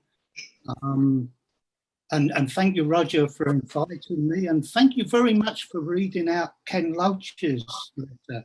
I only ever met him once back in 1969 when him and Tony Garnett came down to a Jerry Healy run Young Socialist summer camp and tried to teach us, a bunch of working class kids, a little bit about drama. I'm afraid not much of it stuck, but I certainly agree that what we've got to be looking at is a movement that can unite both those still inside the party and those outside the party, and solidarity to those people that have been forced out of the party. It's got to be a movement built around unifying demand, policies, programs, campaigns that we can all join and would make it extremely difficult for the right to expel us for being part of it.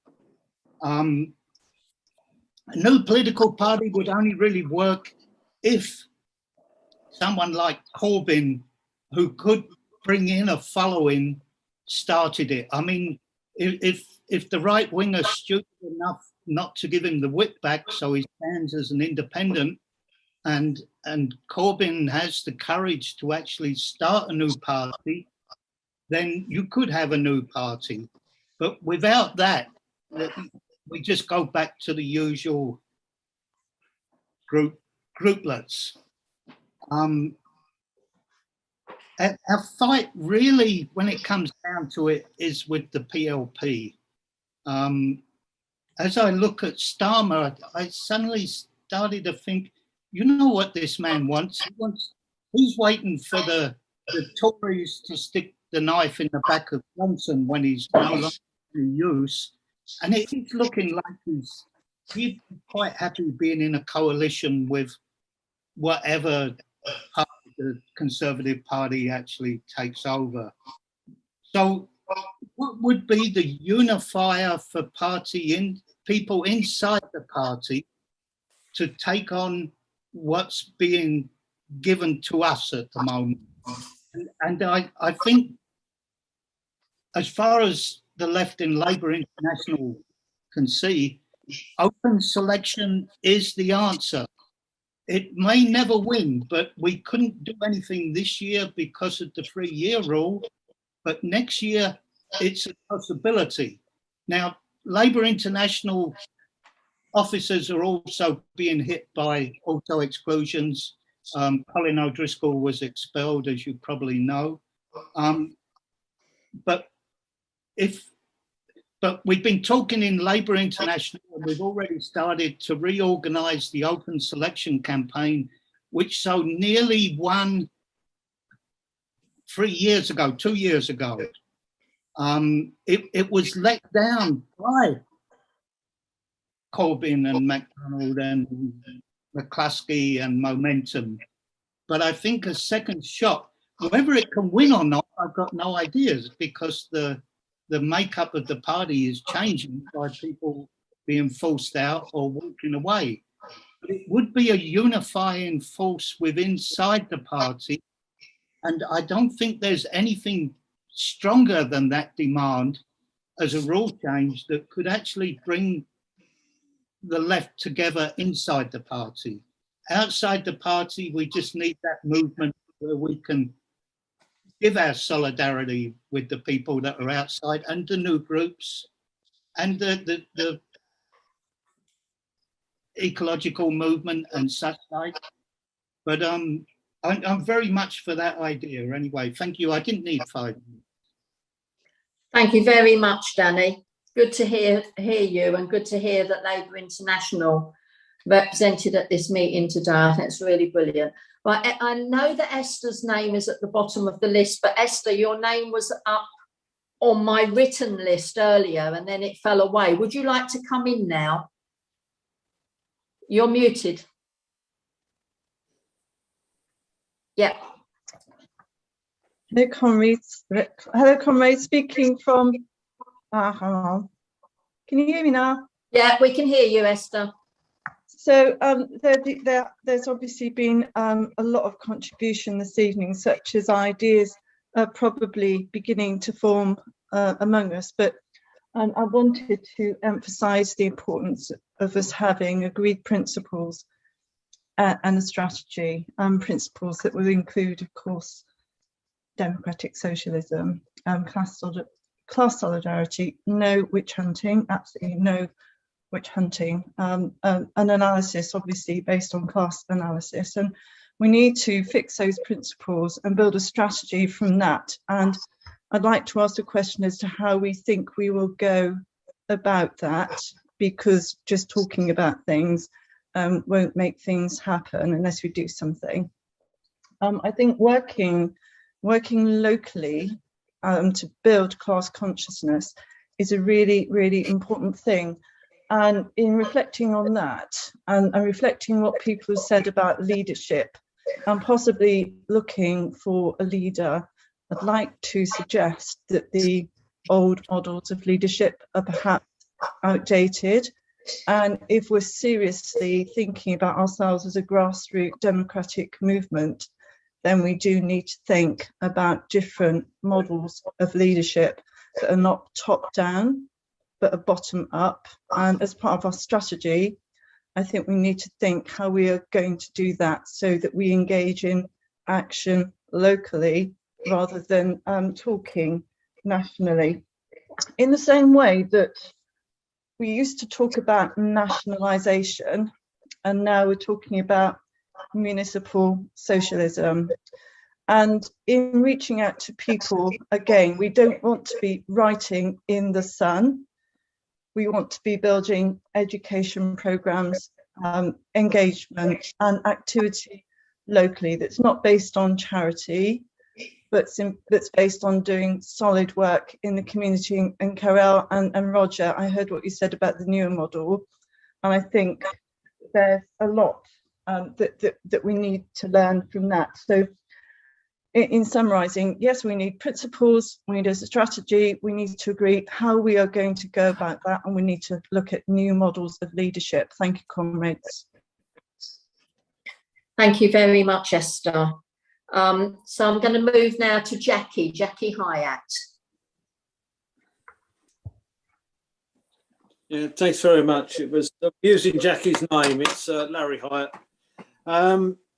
The issue, as far as I can see, is that within the Labour Party and following the conference, that open selection and democracy within the Labour Party is dead, and there's no retrieving it as far as I can see at this present moment.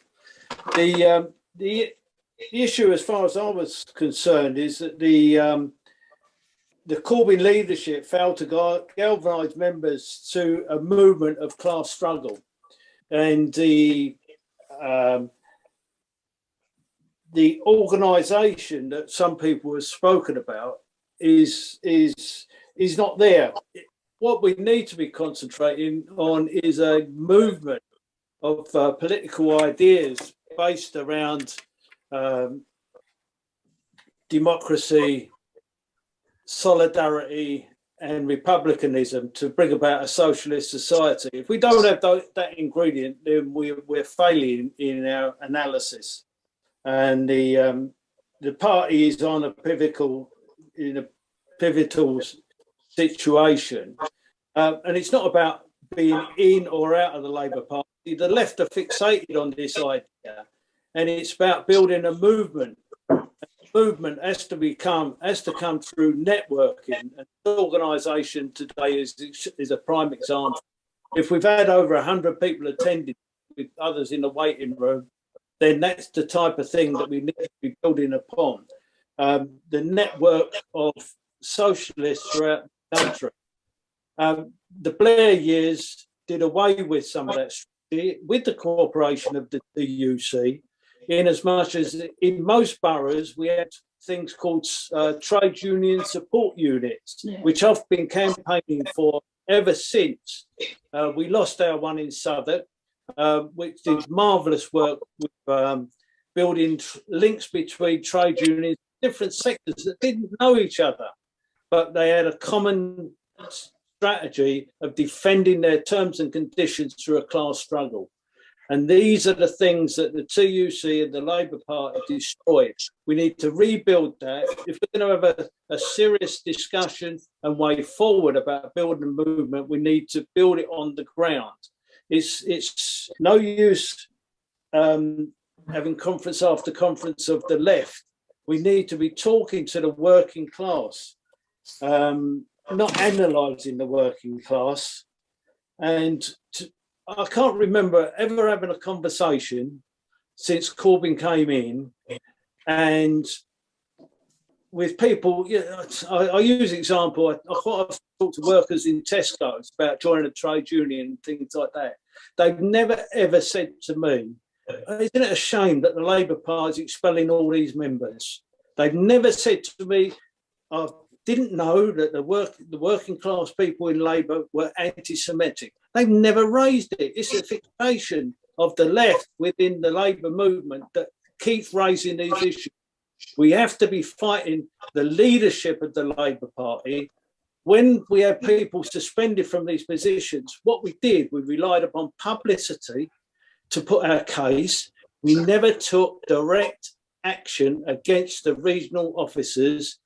Newham is doing that very thing, but we never campaigned on an open basis to confront the regional officers and challenge their authority over the CLPs. That has never been the case. It's obviously, in my opinion, we've missed the boat now. But that is how we should have done it. Instead of campaigning on a publicity, having a whip round to take a case to court, all those things are superfluous to the class struggle. The class struggle has to be done at a rank and file level within the trades councils, within trade union branches, and those people are committed to a socialist movement representing our. Thank you very much.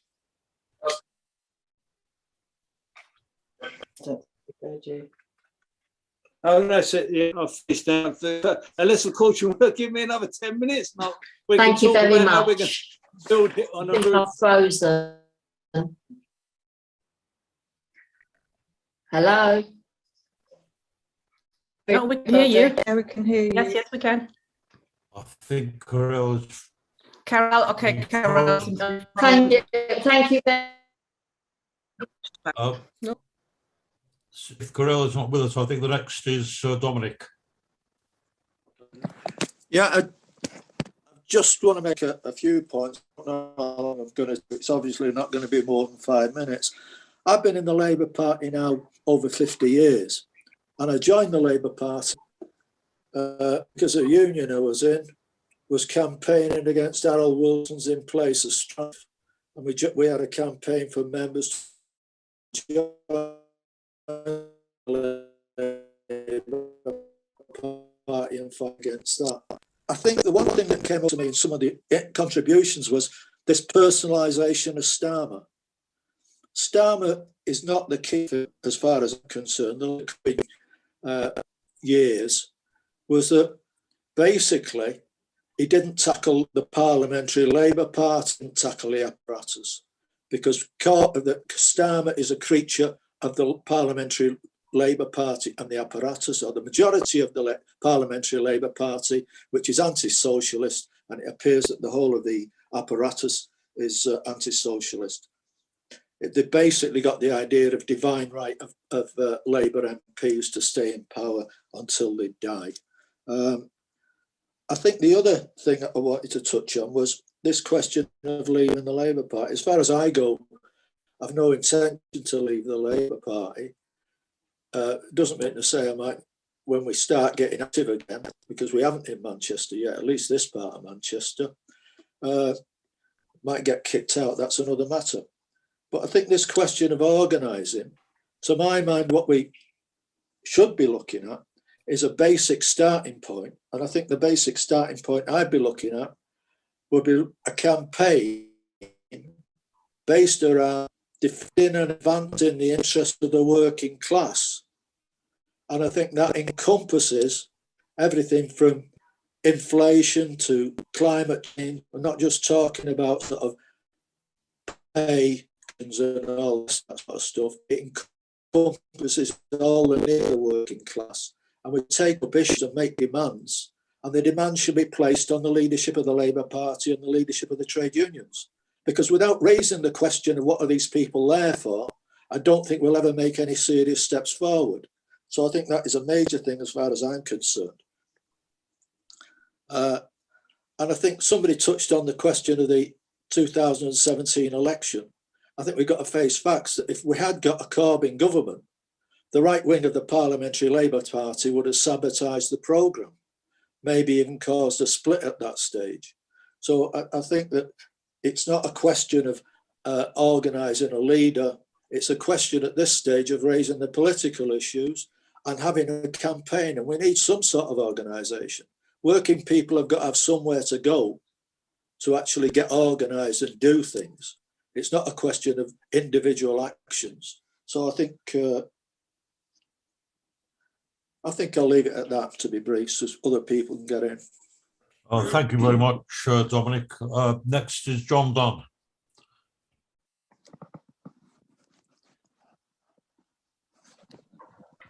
Thank you, Roger. I'll try and be brief because I'm getting messages that my bandwidth's a bit low. I think it's got it from me. I've got a bit frustrated with this discussion and this fixation with building a party. You know, we don't need another party. What do? You build a party and the first thing you discuss is which section of which fourth international of the Ives varieties that you affiliate to, etc., etc. The movement has never, ever in the last 20, 30 years been stronger. We don't need to build anything. It's already there. And while I've been listening, I've been just writing down victories that we've achieved recently. Now, I know that COVID has cut across a lot of what we do, and people are, you know, you do things via Zoom and it creates its own little bubbles and that. But let's just look what we have achieved in the last year or so. The Shrewsbury Pickets won a tremendous victory after 47 years and cleared themselves. The Spy Cops campaigners have just won a fantastic victory in a tribunal against police rape and against the whole weight of the establishment. The Blacklist campaign are bringing a tiny handful of activists, are bringing multinational companies and the big building empires to their knees, and they've won millions and millions of pounds in compensation. Now, did they sit back? Did any of the people involved in them groups and said, we'd better wait for a new mass party of Labour to emerge before we act? No, they went and did it. The Labour movement is waking up. The left have just taken control of Unison. Unison delegation to Labour Party conference were appointed before the left took control. Unison itself, the establishment within, have set up a task force to dismantle the left. They've started on Paul Holmes. And if anybody's around on Friday, where Paul's being victimised by a new Labour council, get along to Ainley Top to the Cedar Hotel at 9 o'clock on Friday and show your support. But they're making great strides inside that union. The election of Sharon Graham in Unite is the new beginning. And she beat the entire left establishment, you know, the fraudsters, the charades, look at me how left I am when I've never done anything, establishment candidates.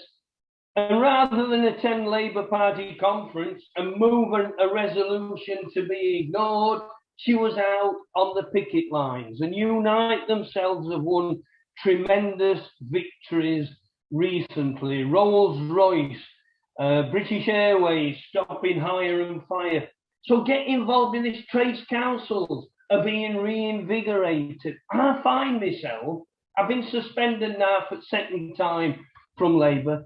They've done me a bleeding great favour. I don't have to sit boring my ass off in meetings, listening to absolute idiots talk about nonsense and deliver leaflets for even bigger idiots. So they've done me the movement. What I'm saying is it's alive and well. And if you're thinking of staying and fighting in Labour, I've got some news for you.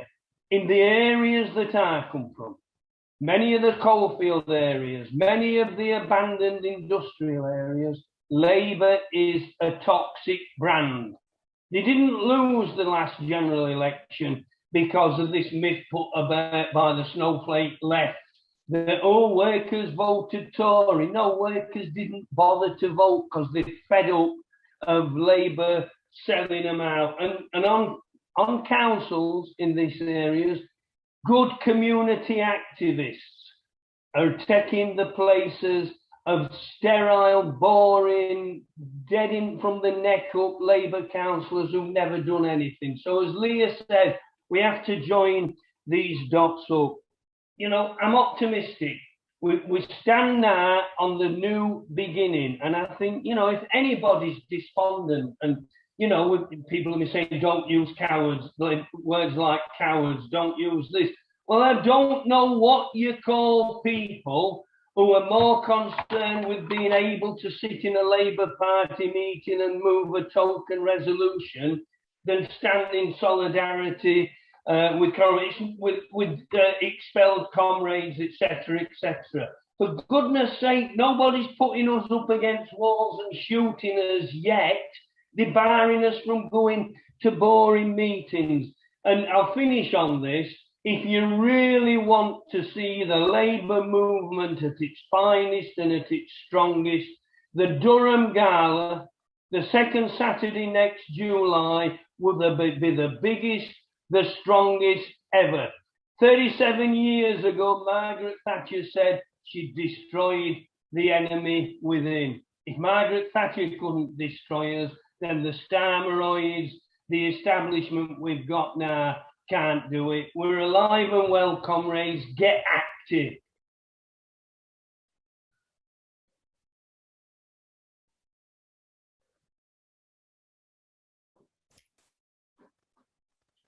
Understood that Carell is back with us now. But if not, Ed is the next speaker anyway. Ed Bober. Thanks, Roger or Carell. Thanks very much, John, for a very inspiring contribution. The Corbyn movement was a quarter of a revolution. It wasn't anything like a fundamental change of society, and many people read more into its potential than was there. I remember being on doorsteps, talking to people who had never thought about politics before, but because there were things in what Corbyn was saying about raising living standards and changing the relationship between big companies and impoverished families and so on, so that the poorest in society were given greater priority. I remember people awakening for the first time to the idea that politics might be relevant to them, that it might be worth getting involved, that it might be worth voting. And that's what we're talking about when we're talking about what we're trying to build now. John's referred to a lot of important changes that are taking place in society, and they're in a way they're underneath the surface because they're not highlighted by the mainstream media. But during the Corbyn period, the policy making that was going on by ordinary members of the Labour Party was an indication of the kind of new ways that society can be organised in a genuinely socialist environment. I think many comrades in the Labour Party were under the illusion that all you needed to do was get Corbyn into government and then, hey presto, we would have a socialist society. That would only be the beginning, the very first beginning. And I therefore very much agree with the point that was put from Ken Loach's message at the beginning of this meeting, that we need to bring all those who are outside the Labour Party and all those socialists who are inside the Labour Party. We need to have some form of organisation that brings us together, because that is undoubtedly the beginning of what will move onwards to take what started under Jeremy Corbyn to take its next step forward. I mean, it's very significant, even though it's a small union, that the Bakers Union has disaffiliated from the Labour Party. It can be a sign of things to come. We will get the impetus to build something new. I think the comrade who spoke, I think it's Steve Friedman, his name was, about we need a new means of regenerating democracy. I think he's absolutely right. If I remember, Steve was saying, we need to be able to rally all kinds of people. Part of this new movement may well get an impetus from a new movement on the streets. I mean, there's terrible poverty. There's nurses going to food banks because they can't feed their kids. There's huge frustration, furloughs ending. People don't know how to make ends meet. People are desperate for houses, desperate to get food in the bellies of their children, and so on. A movement on the streets could be a catalyst for something big. It could be any time. It might be delayed. It could be within the next few months or weeks. So we're in a situation where revolution is just below the surface of society. And when we do get a new movement, it's got to be a movement that's got more to its programme than all we want to do is get a Labour leader elected into Parliament. It's going to be far more like Chile in the early 1970s, if we get a Labour government elected, than anything like a Harold Wilson government. It's going to be, from the very beginning, there's going to be mass resistance from the ruling class. If we think Corbyn's movement was sabotaged, the sabotage that would be perpetrated against a new socialist government coming to power through Parliament would immediately show. Corbyn began to show this, his movement began to show the limitations of parliamentary democracy. So I agree with the comrade Steve, who said we need to find new ways of rallying people in towns and cities.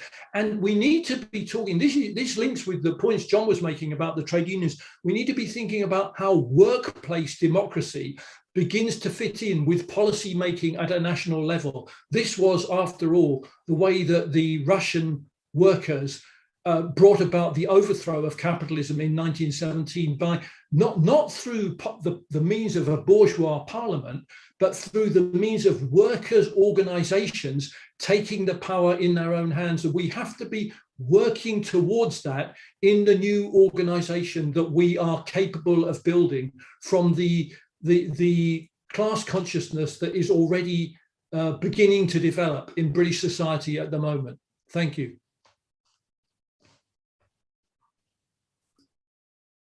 I think Corelli's back with us now, so I won't usurp her position. I am back now. Thank you, Roger. Yeah, okay. Sorry about that, comrades. Thank you, Ed. And can I ask Jabu, who is here today? Can you come in, Jabu? Good to see you.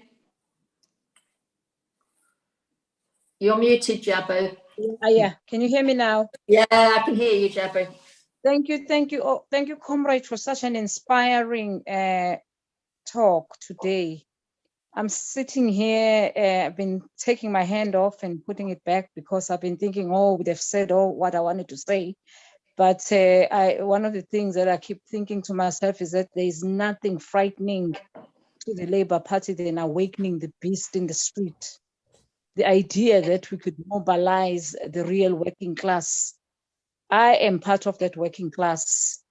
I've ended up in the city council in Oxford because some comrades, some privileged white men have decided that we will help the working class. We need a strategy that brings more people from the grassroots to get into these positions. We're not leaving the Labour Party. The Labour Party is our movement. It is a working class movement. So for me, there is no alternative but to fight in the Labour Party.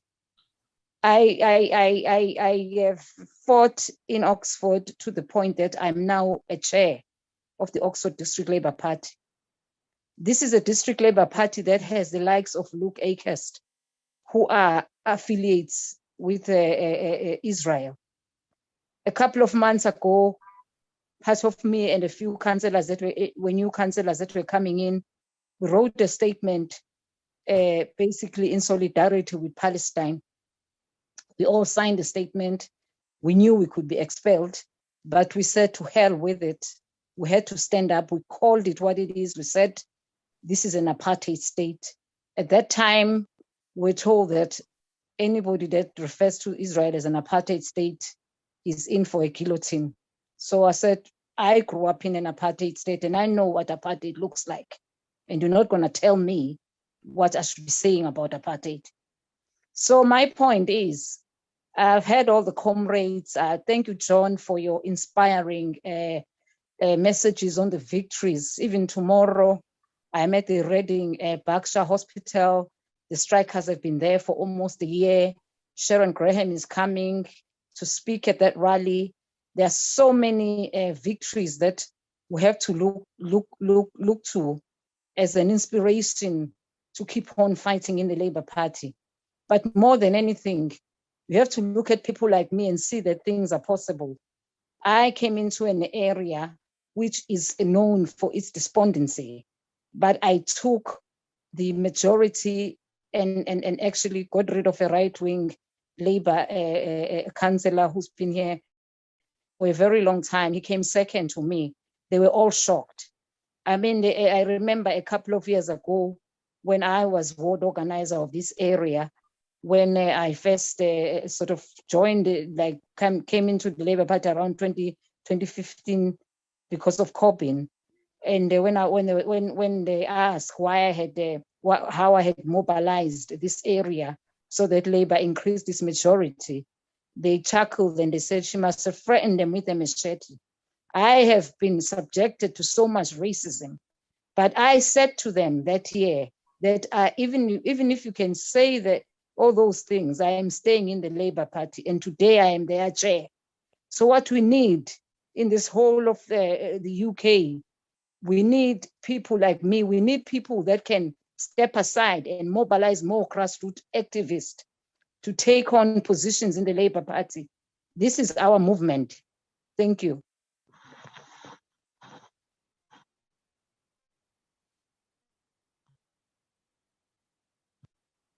Carol, you're muted. Thank you, Jabu. There are 4 hands up still, and I'm not taking any more now, so no more hands, please.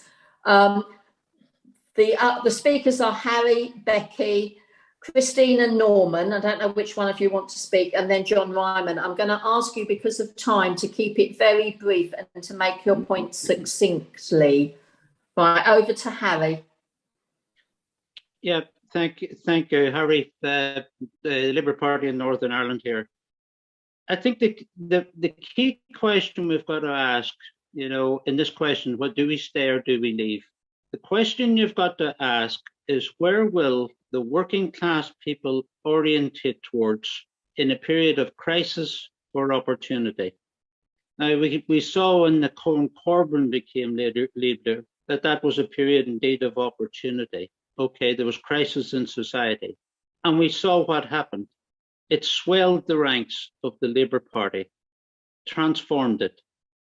And this is the key question. Now, that is a political and an objective situation. It's almost a scientific one, that the working class people will remain and continue to orientate towards the mass party, which is the Labour Party and the trade union movement. I'm a former member of the Militant, and if you recall, in the 90s, the Militant was very, very powerful inside the Labour Party.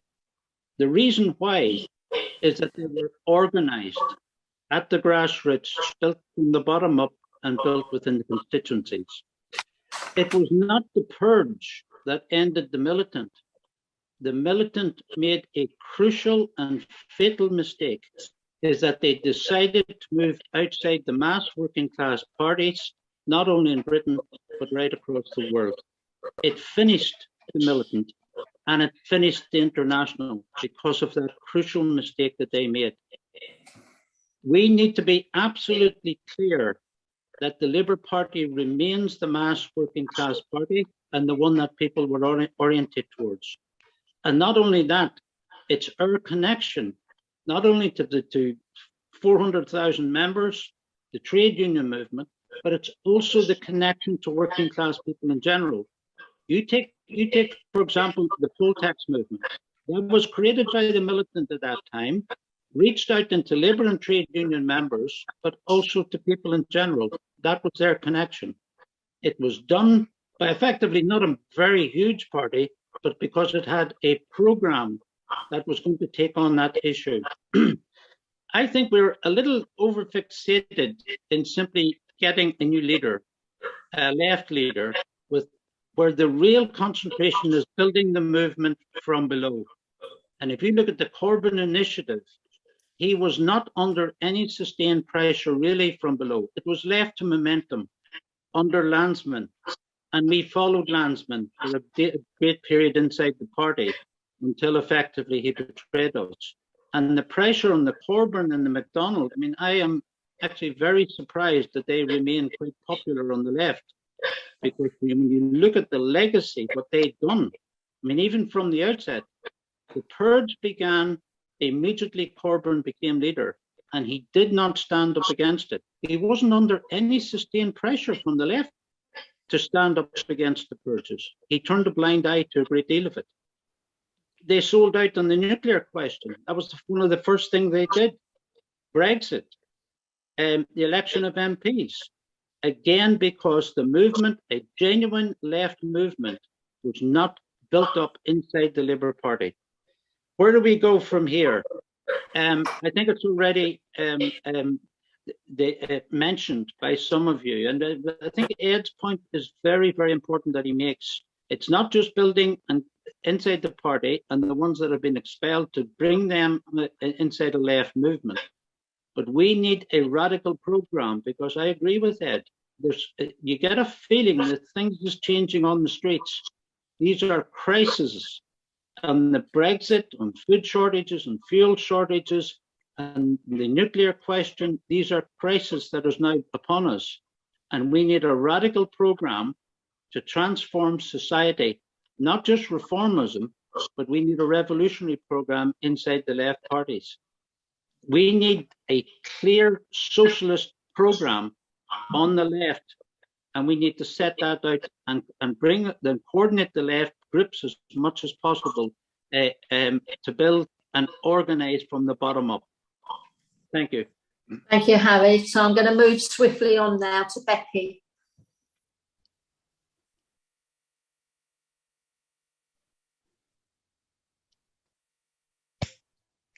You're still muted, Becky.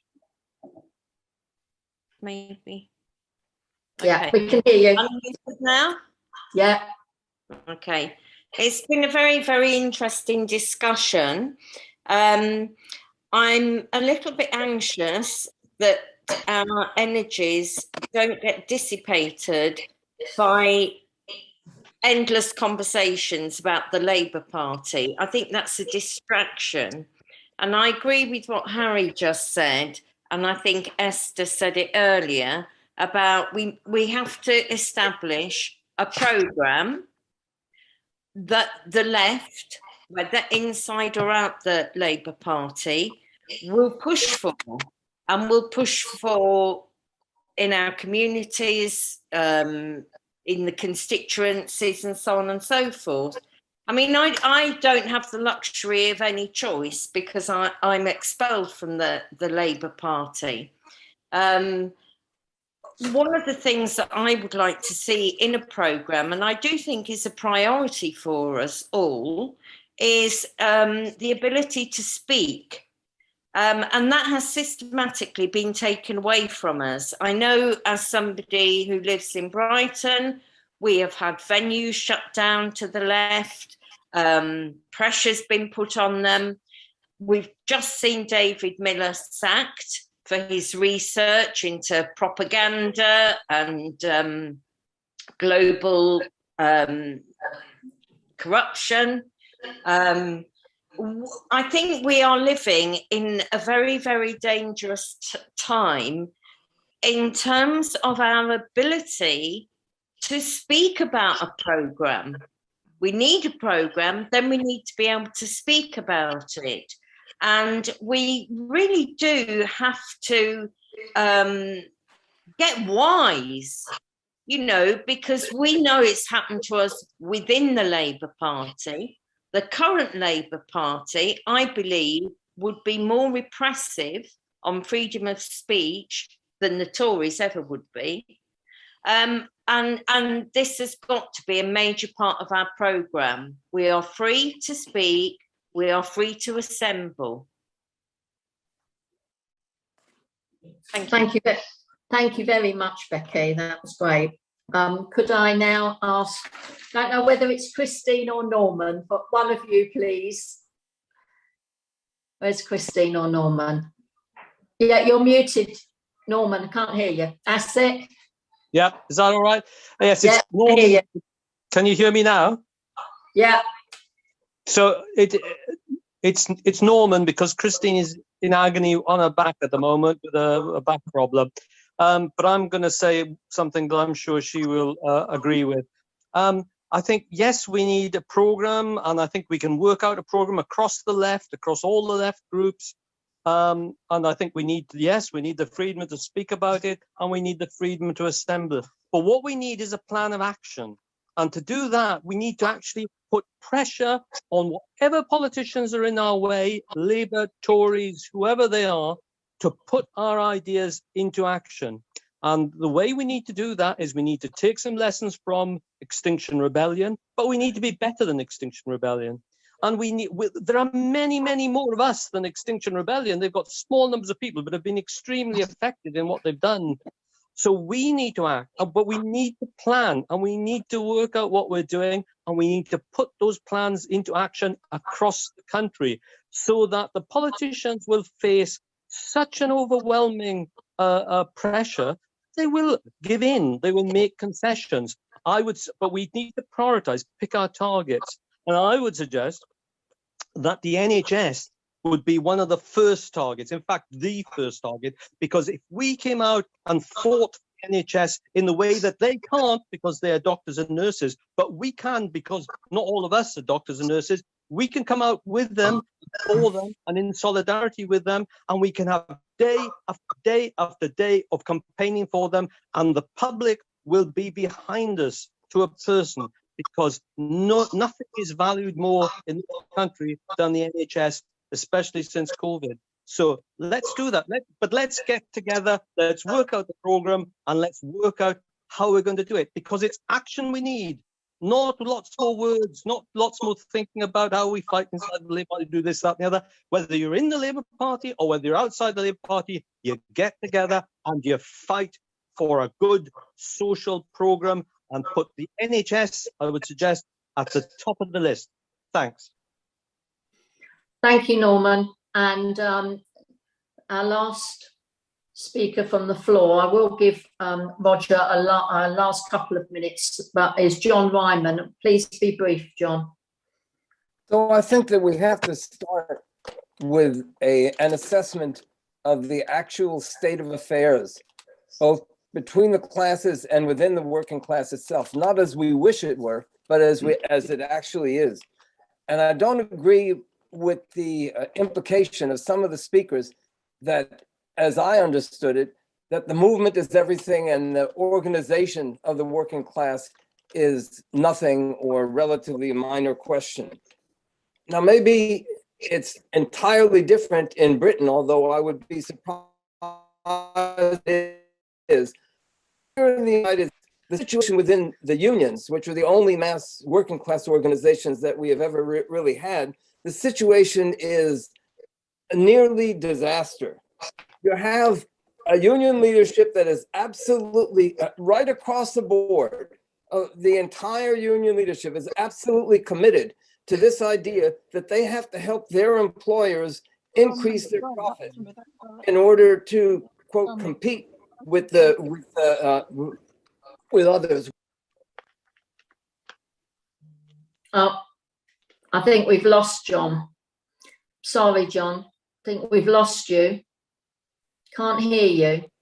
Oh, can you hear me now? Yeah, please be very brief though, because we're right at the end. So I was just saying that the situation in the unions here is a real disaster.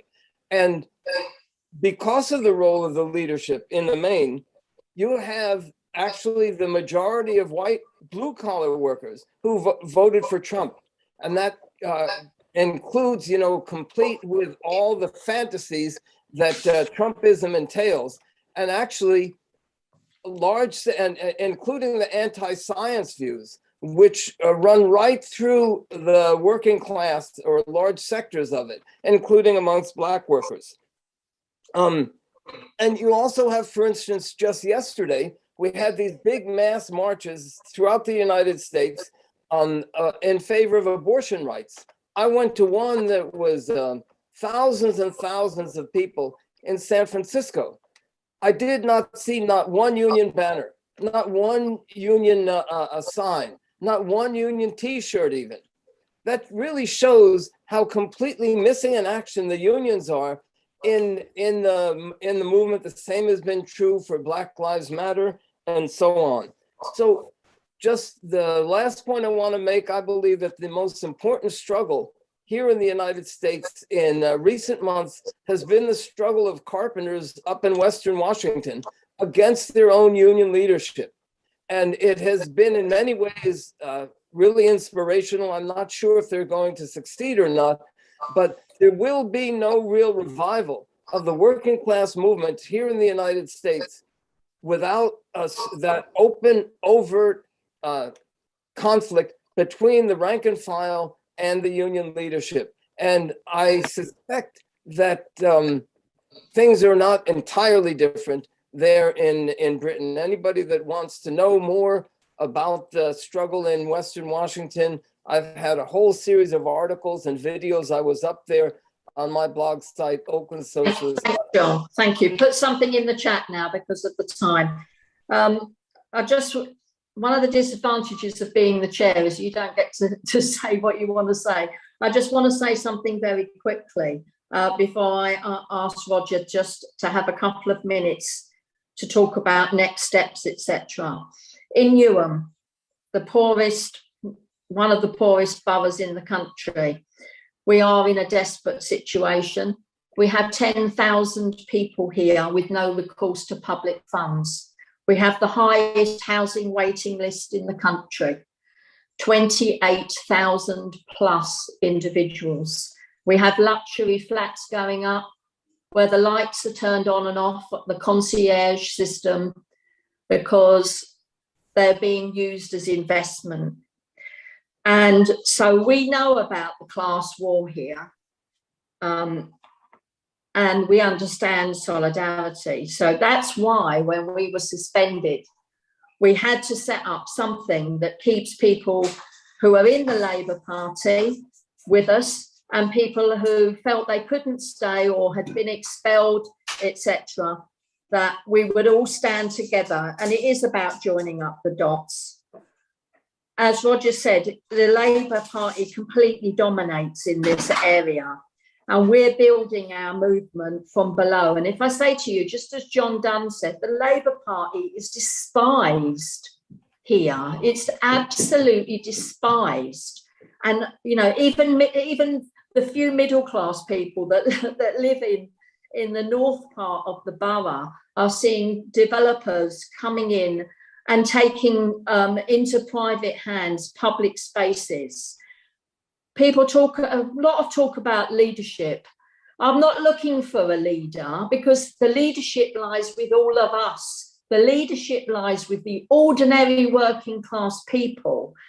And because the situation is so desperate, it does mean that there will be a huge movement from below as the cut in universal credit is felt, the rises in fuel, etc., are felt, if you can get any.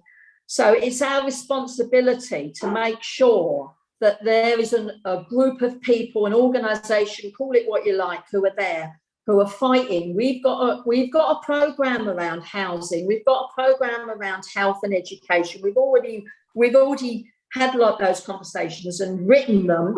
We're active in our trade unions. We're very active in the Trades Council, and we are part of lots of grassroots fightbacks. Now's the time for us to come together in a united front in our borough. And we had our founding meeting yesterday, and we expect that hundreds of people will be joining us in our fight to make sure there's democracy, decent housing, decent schools, no academisation, no privatisation in our borough. So the answer doesn't lie with Starmer. The answer lies with you and with our people, our class. So on that note, Roger, I'm going to hand over for a very brief final word to you. Yes, thank you, comrades. I'm not going to say, obviously, there are many things I'd like to say, but I think the most important thing I want to say is what a fantastically good discussion this was. And I know it's normal at the end of a meeting to say it's been a very good discussion, but I think we all know we mean something different happened today. And you know why? Because this was the first meeting I can remember coming to in the whole recent wave meetings about the Labour Party, where there was a real opportunity for everybody to speak and to put their point of view, and they had the time and the opportunity to do it. We didn't have a big platform of speakers. I remember one meeting I went to, organised by the Socialist campaign group of MPs, which was 2 or 3 hours, and it was every single, probably every single member of the Socialist campaign group spoke for 5 minutes. There was no discussion. There was not even any questions allowed on the chat line or anything. It was simply one after the other, MPs telling us to stay and fight. Rather, they didn't even say that. They said, don't leave. Stay and fight. Well, I mean, they seem to be, as I say, better at doing the first half of that than the second. The fight is coming from the rank and file here. Now, we've shown there's enormous talent and experience and a wealth of ideas within our movement. And that's what we base ourselves on. Now, there seemed to be really a consensus developing. Obviously, there were many things that comrades differed on.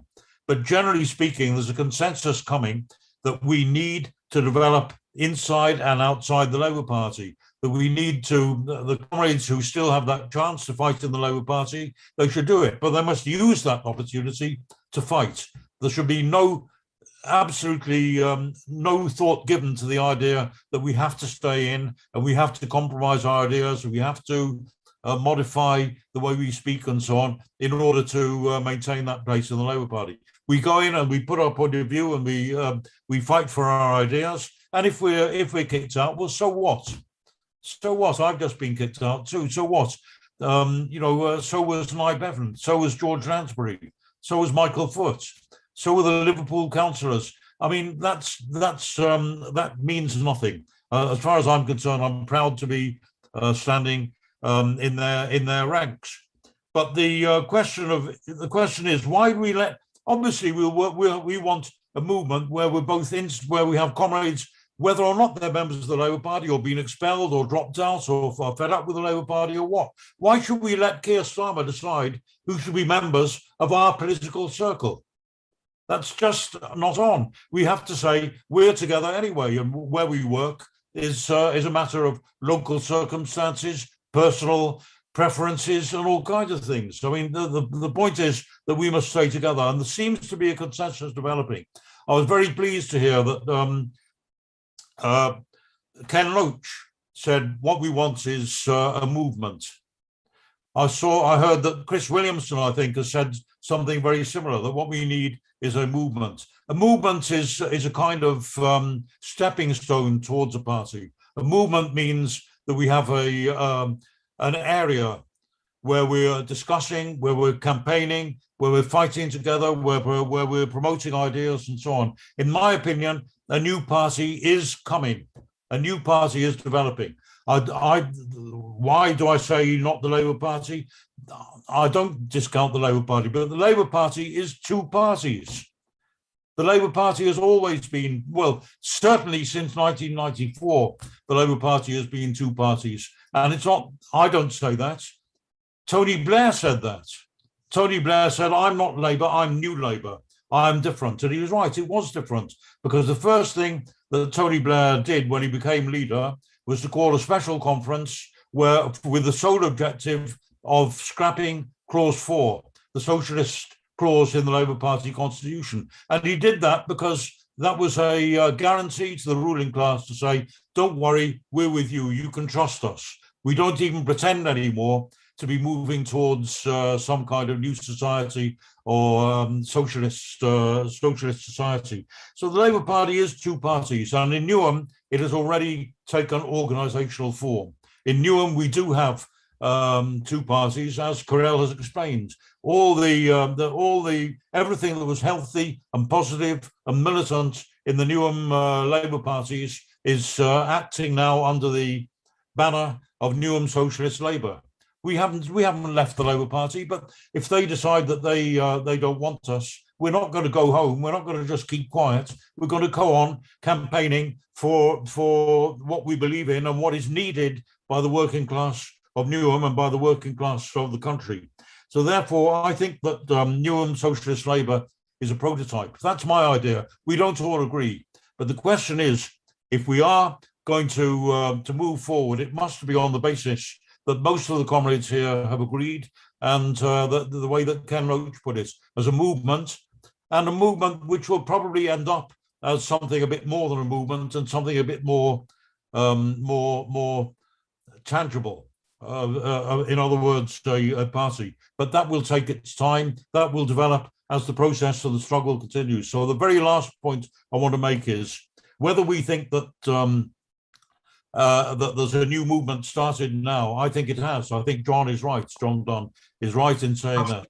But in any case, there is a struggle coming. There are storms ahead. And when I say ahead, we can't wait 5 years or 10 years or 20 years for a new Jeremy Corbyn to emerge or whatever it might be. There is a struggle, a really life and death struggle, struggles that even in my lifetime, and I'm that's quite a long time, I'm afraid. But even in my lifetime, we've never seen struggles that we're going to see ahead.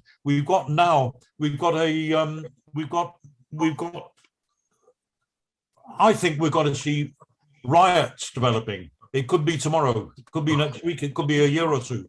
But the youth have got no future. The youth that Keir Starmer is so concerned about their mental health. Well, we've got the only solution for their mental health problems, which is to fight for a new society, because they've got no jobs, no housing, no education to speak of, and probably no environment which can allow for them to develop a healthy life. And therefore, we have to say we have to fight now. We have no option. We haven't got the luxury of waiting. So we build a movement. Now, practically, what's the step? Well, I think this is not the end of the discussion. This is a beginning. We should meet again. We should meet again soon and take it further.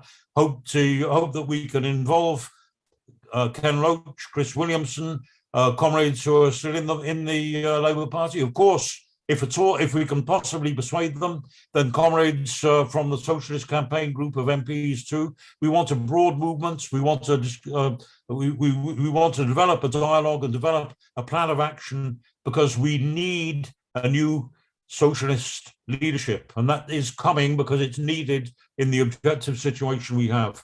So thank you. And the last thing I'd say, anybody who wants to sign up, the Workers' International Network has meetings every week, international meetings. We have comrades from a dozen countries, from all the continents. We hear reports of struggles from all around the world. Next week, we're having a meeting where we hear the truth about the Syrian civil war from a Syrian Marxist. If anybody is not on our mailing list or wants to be on it, please, however you heard about this, please make sure you get onto our mailing list. Thank you very much, comrades. It's been an absolutely brilliant meeting. Thank you all for your contributions. Thank you, comrades. I hope to see you all soon. Thank you. I'd say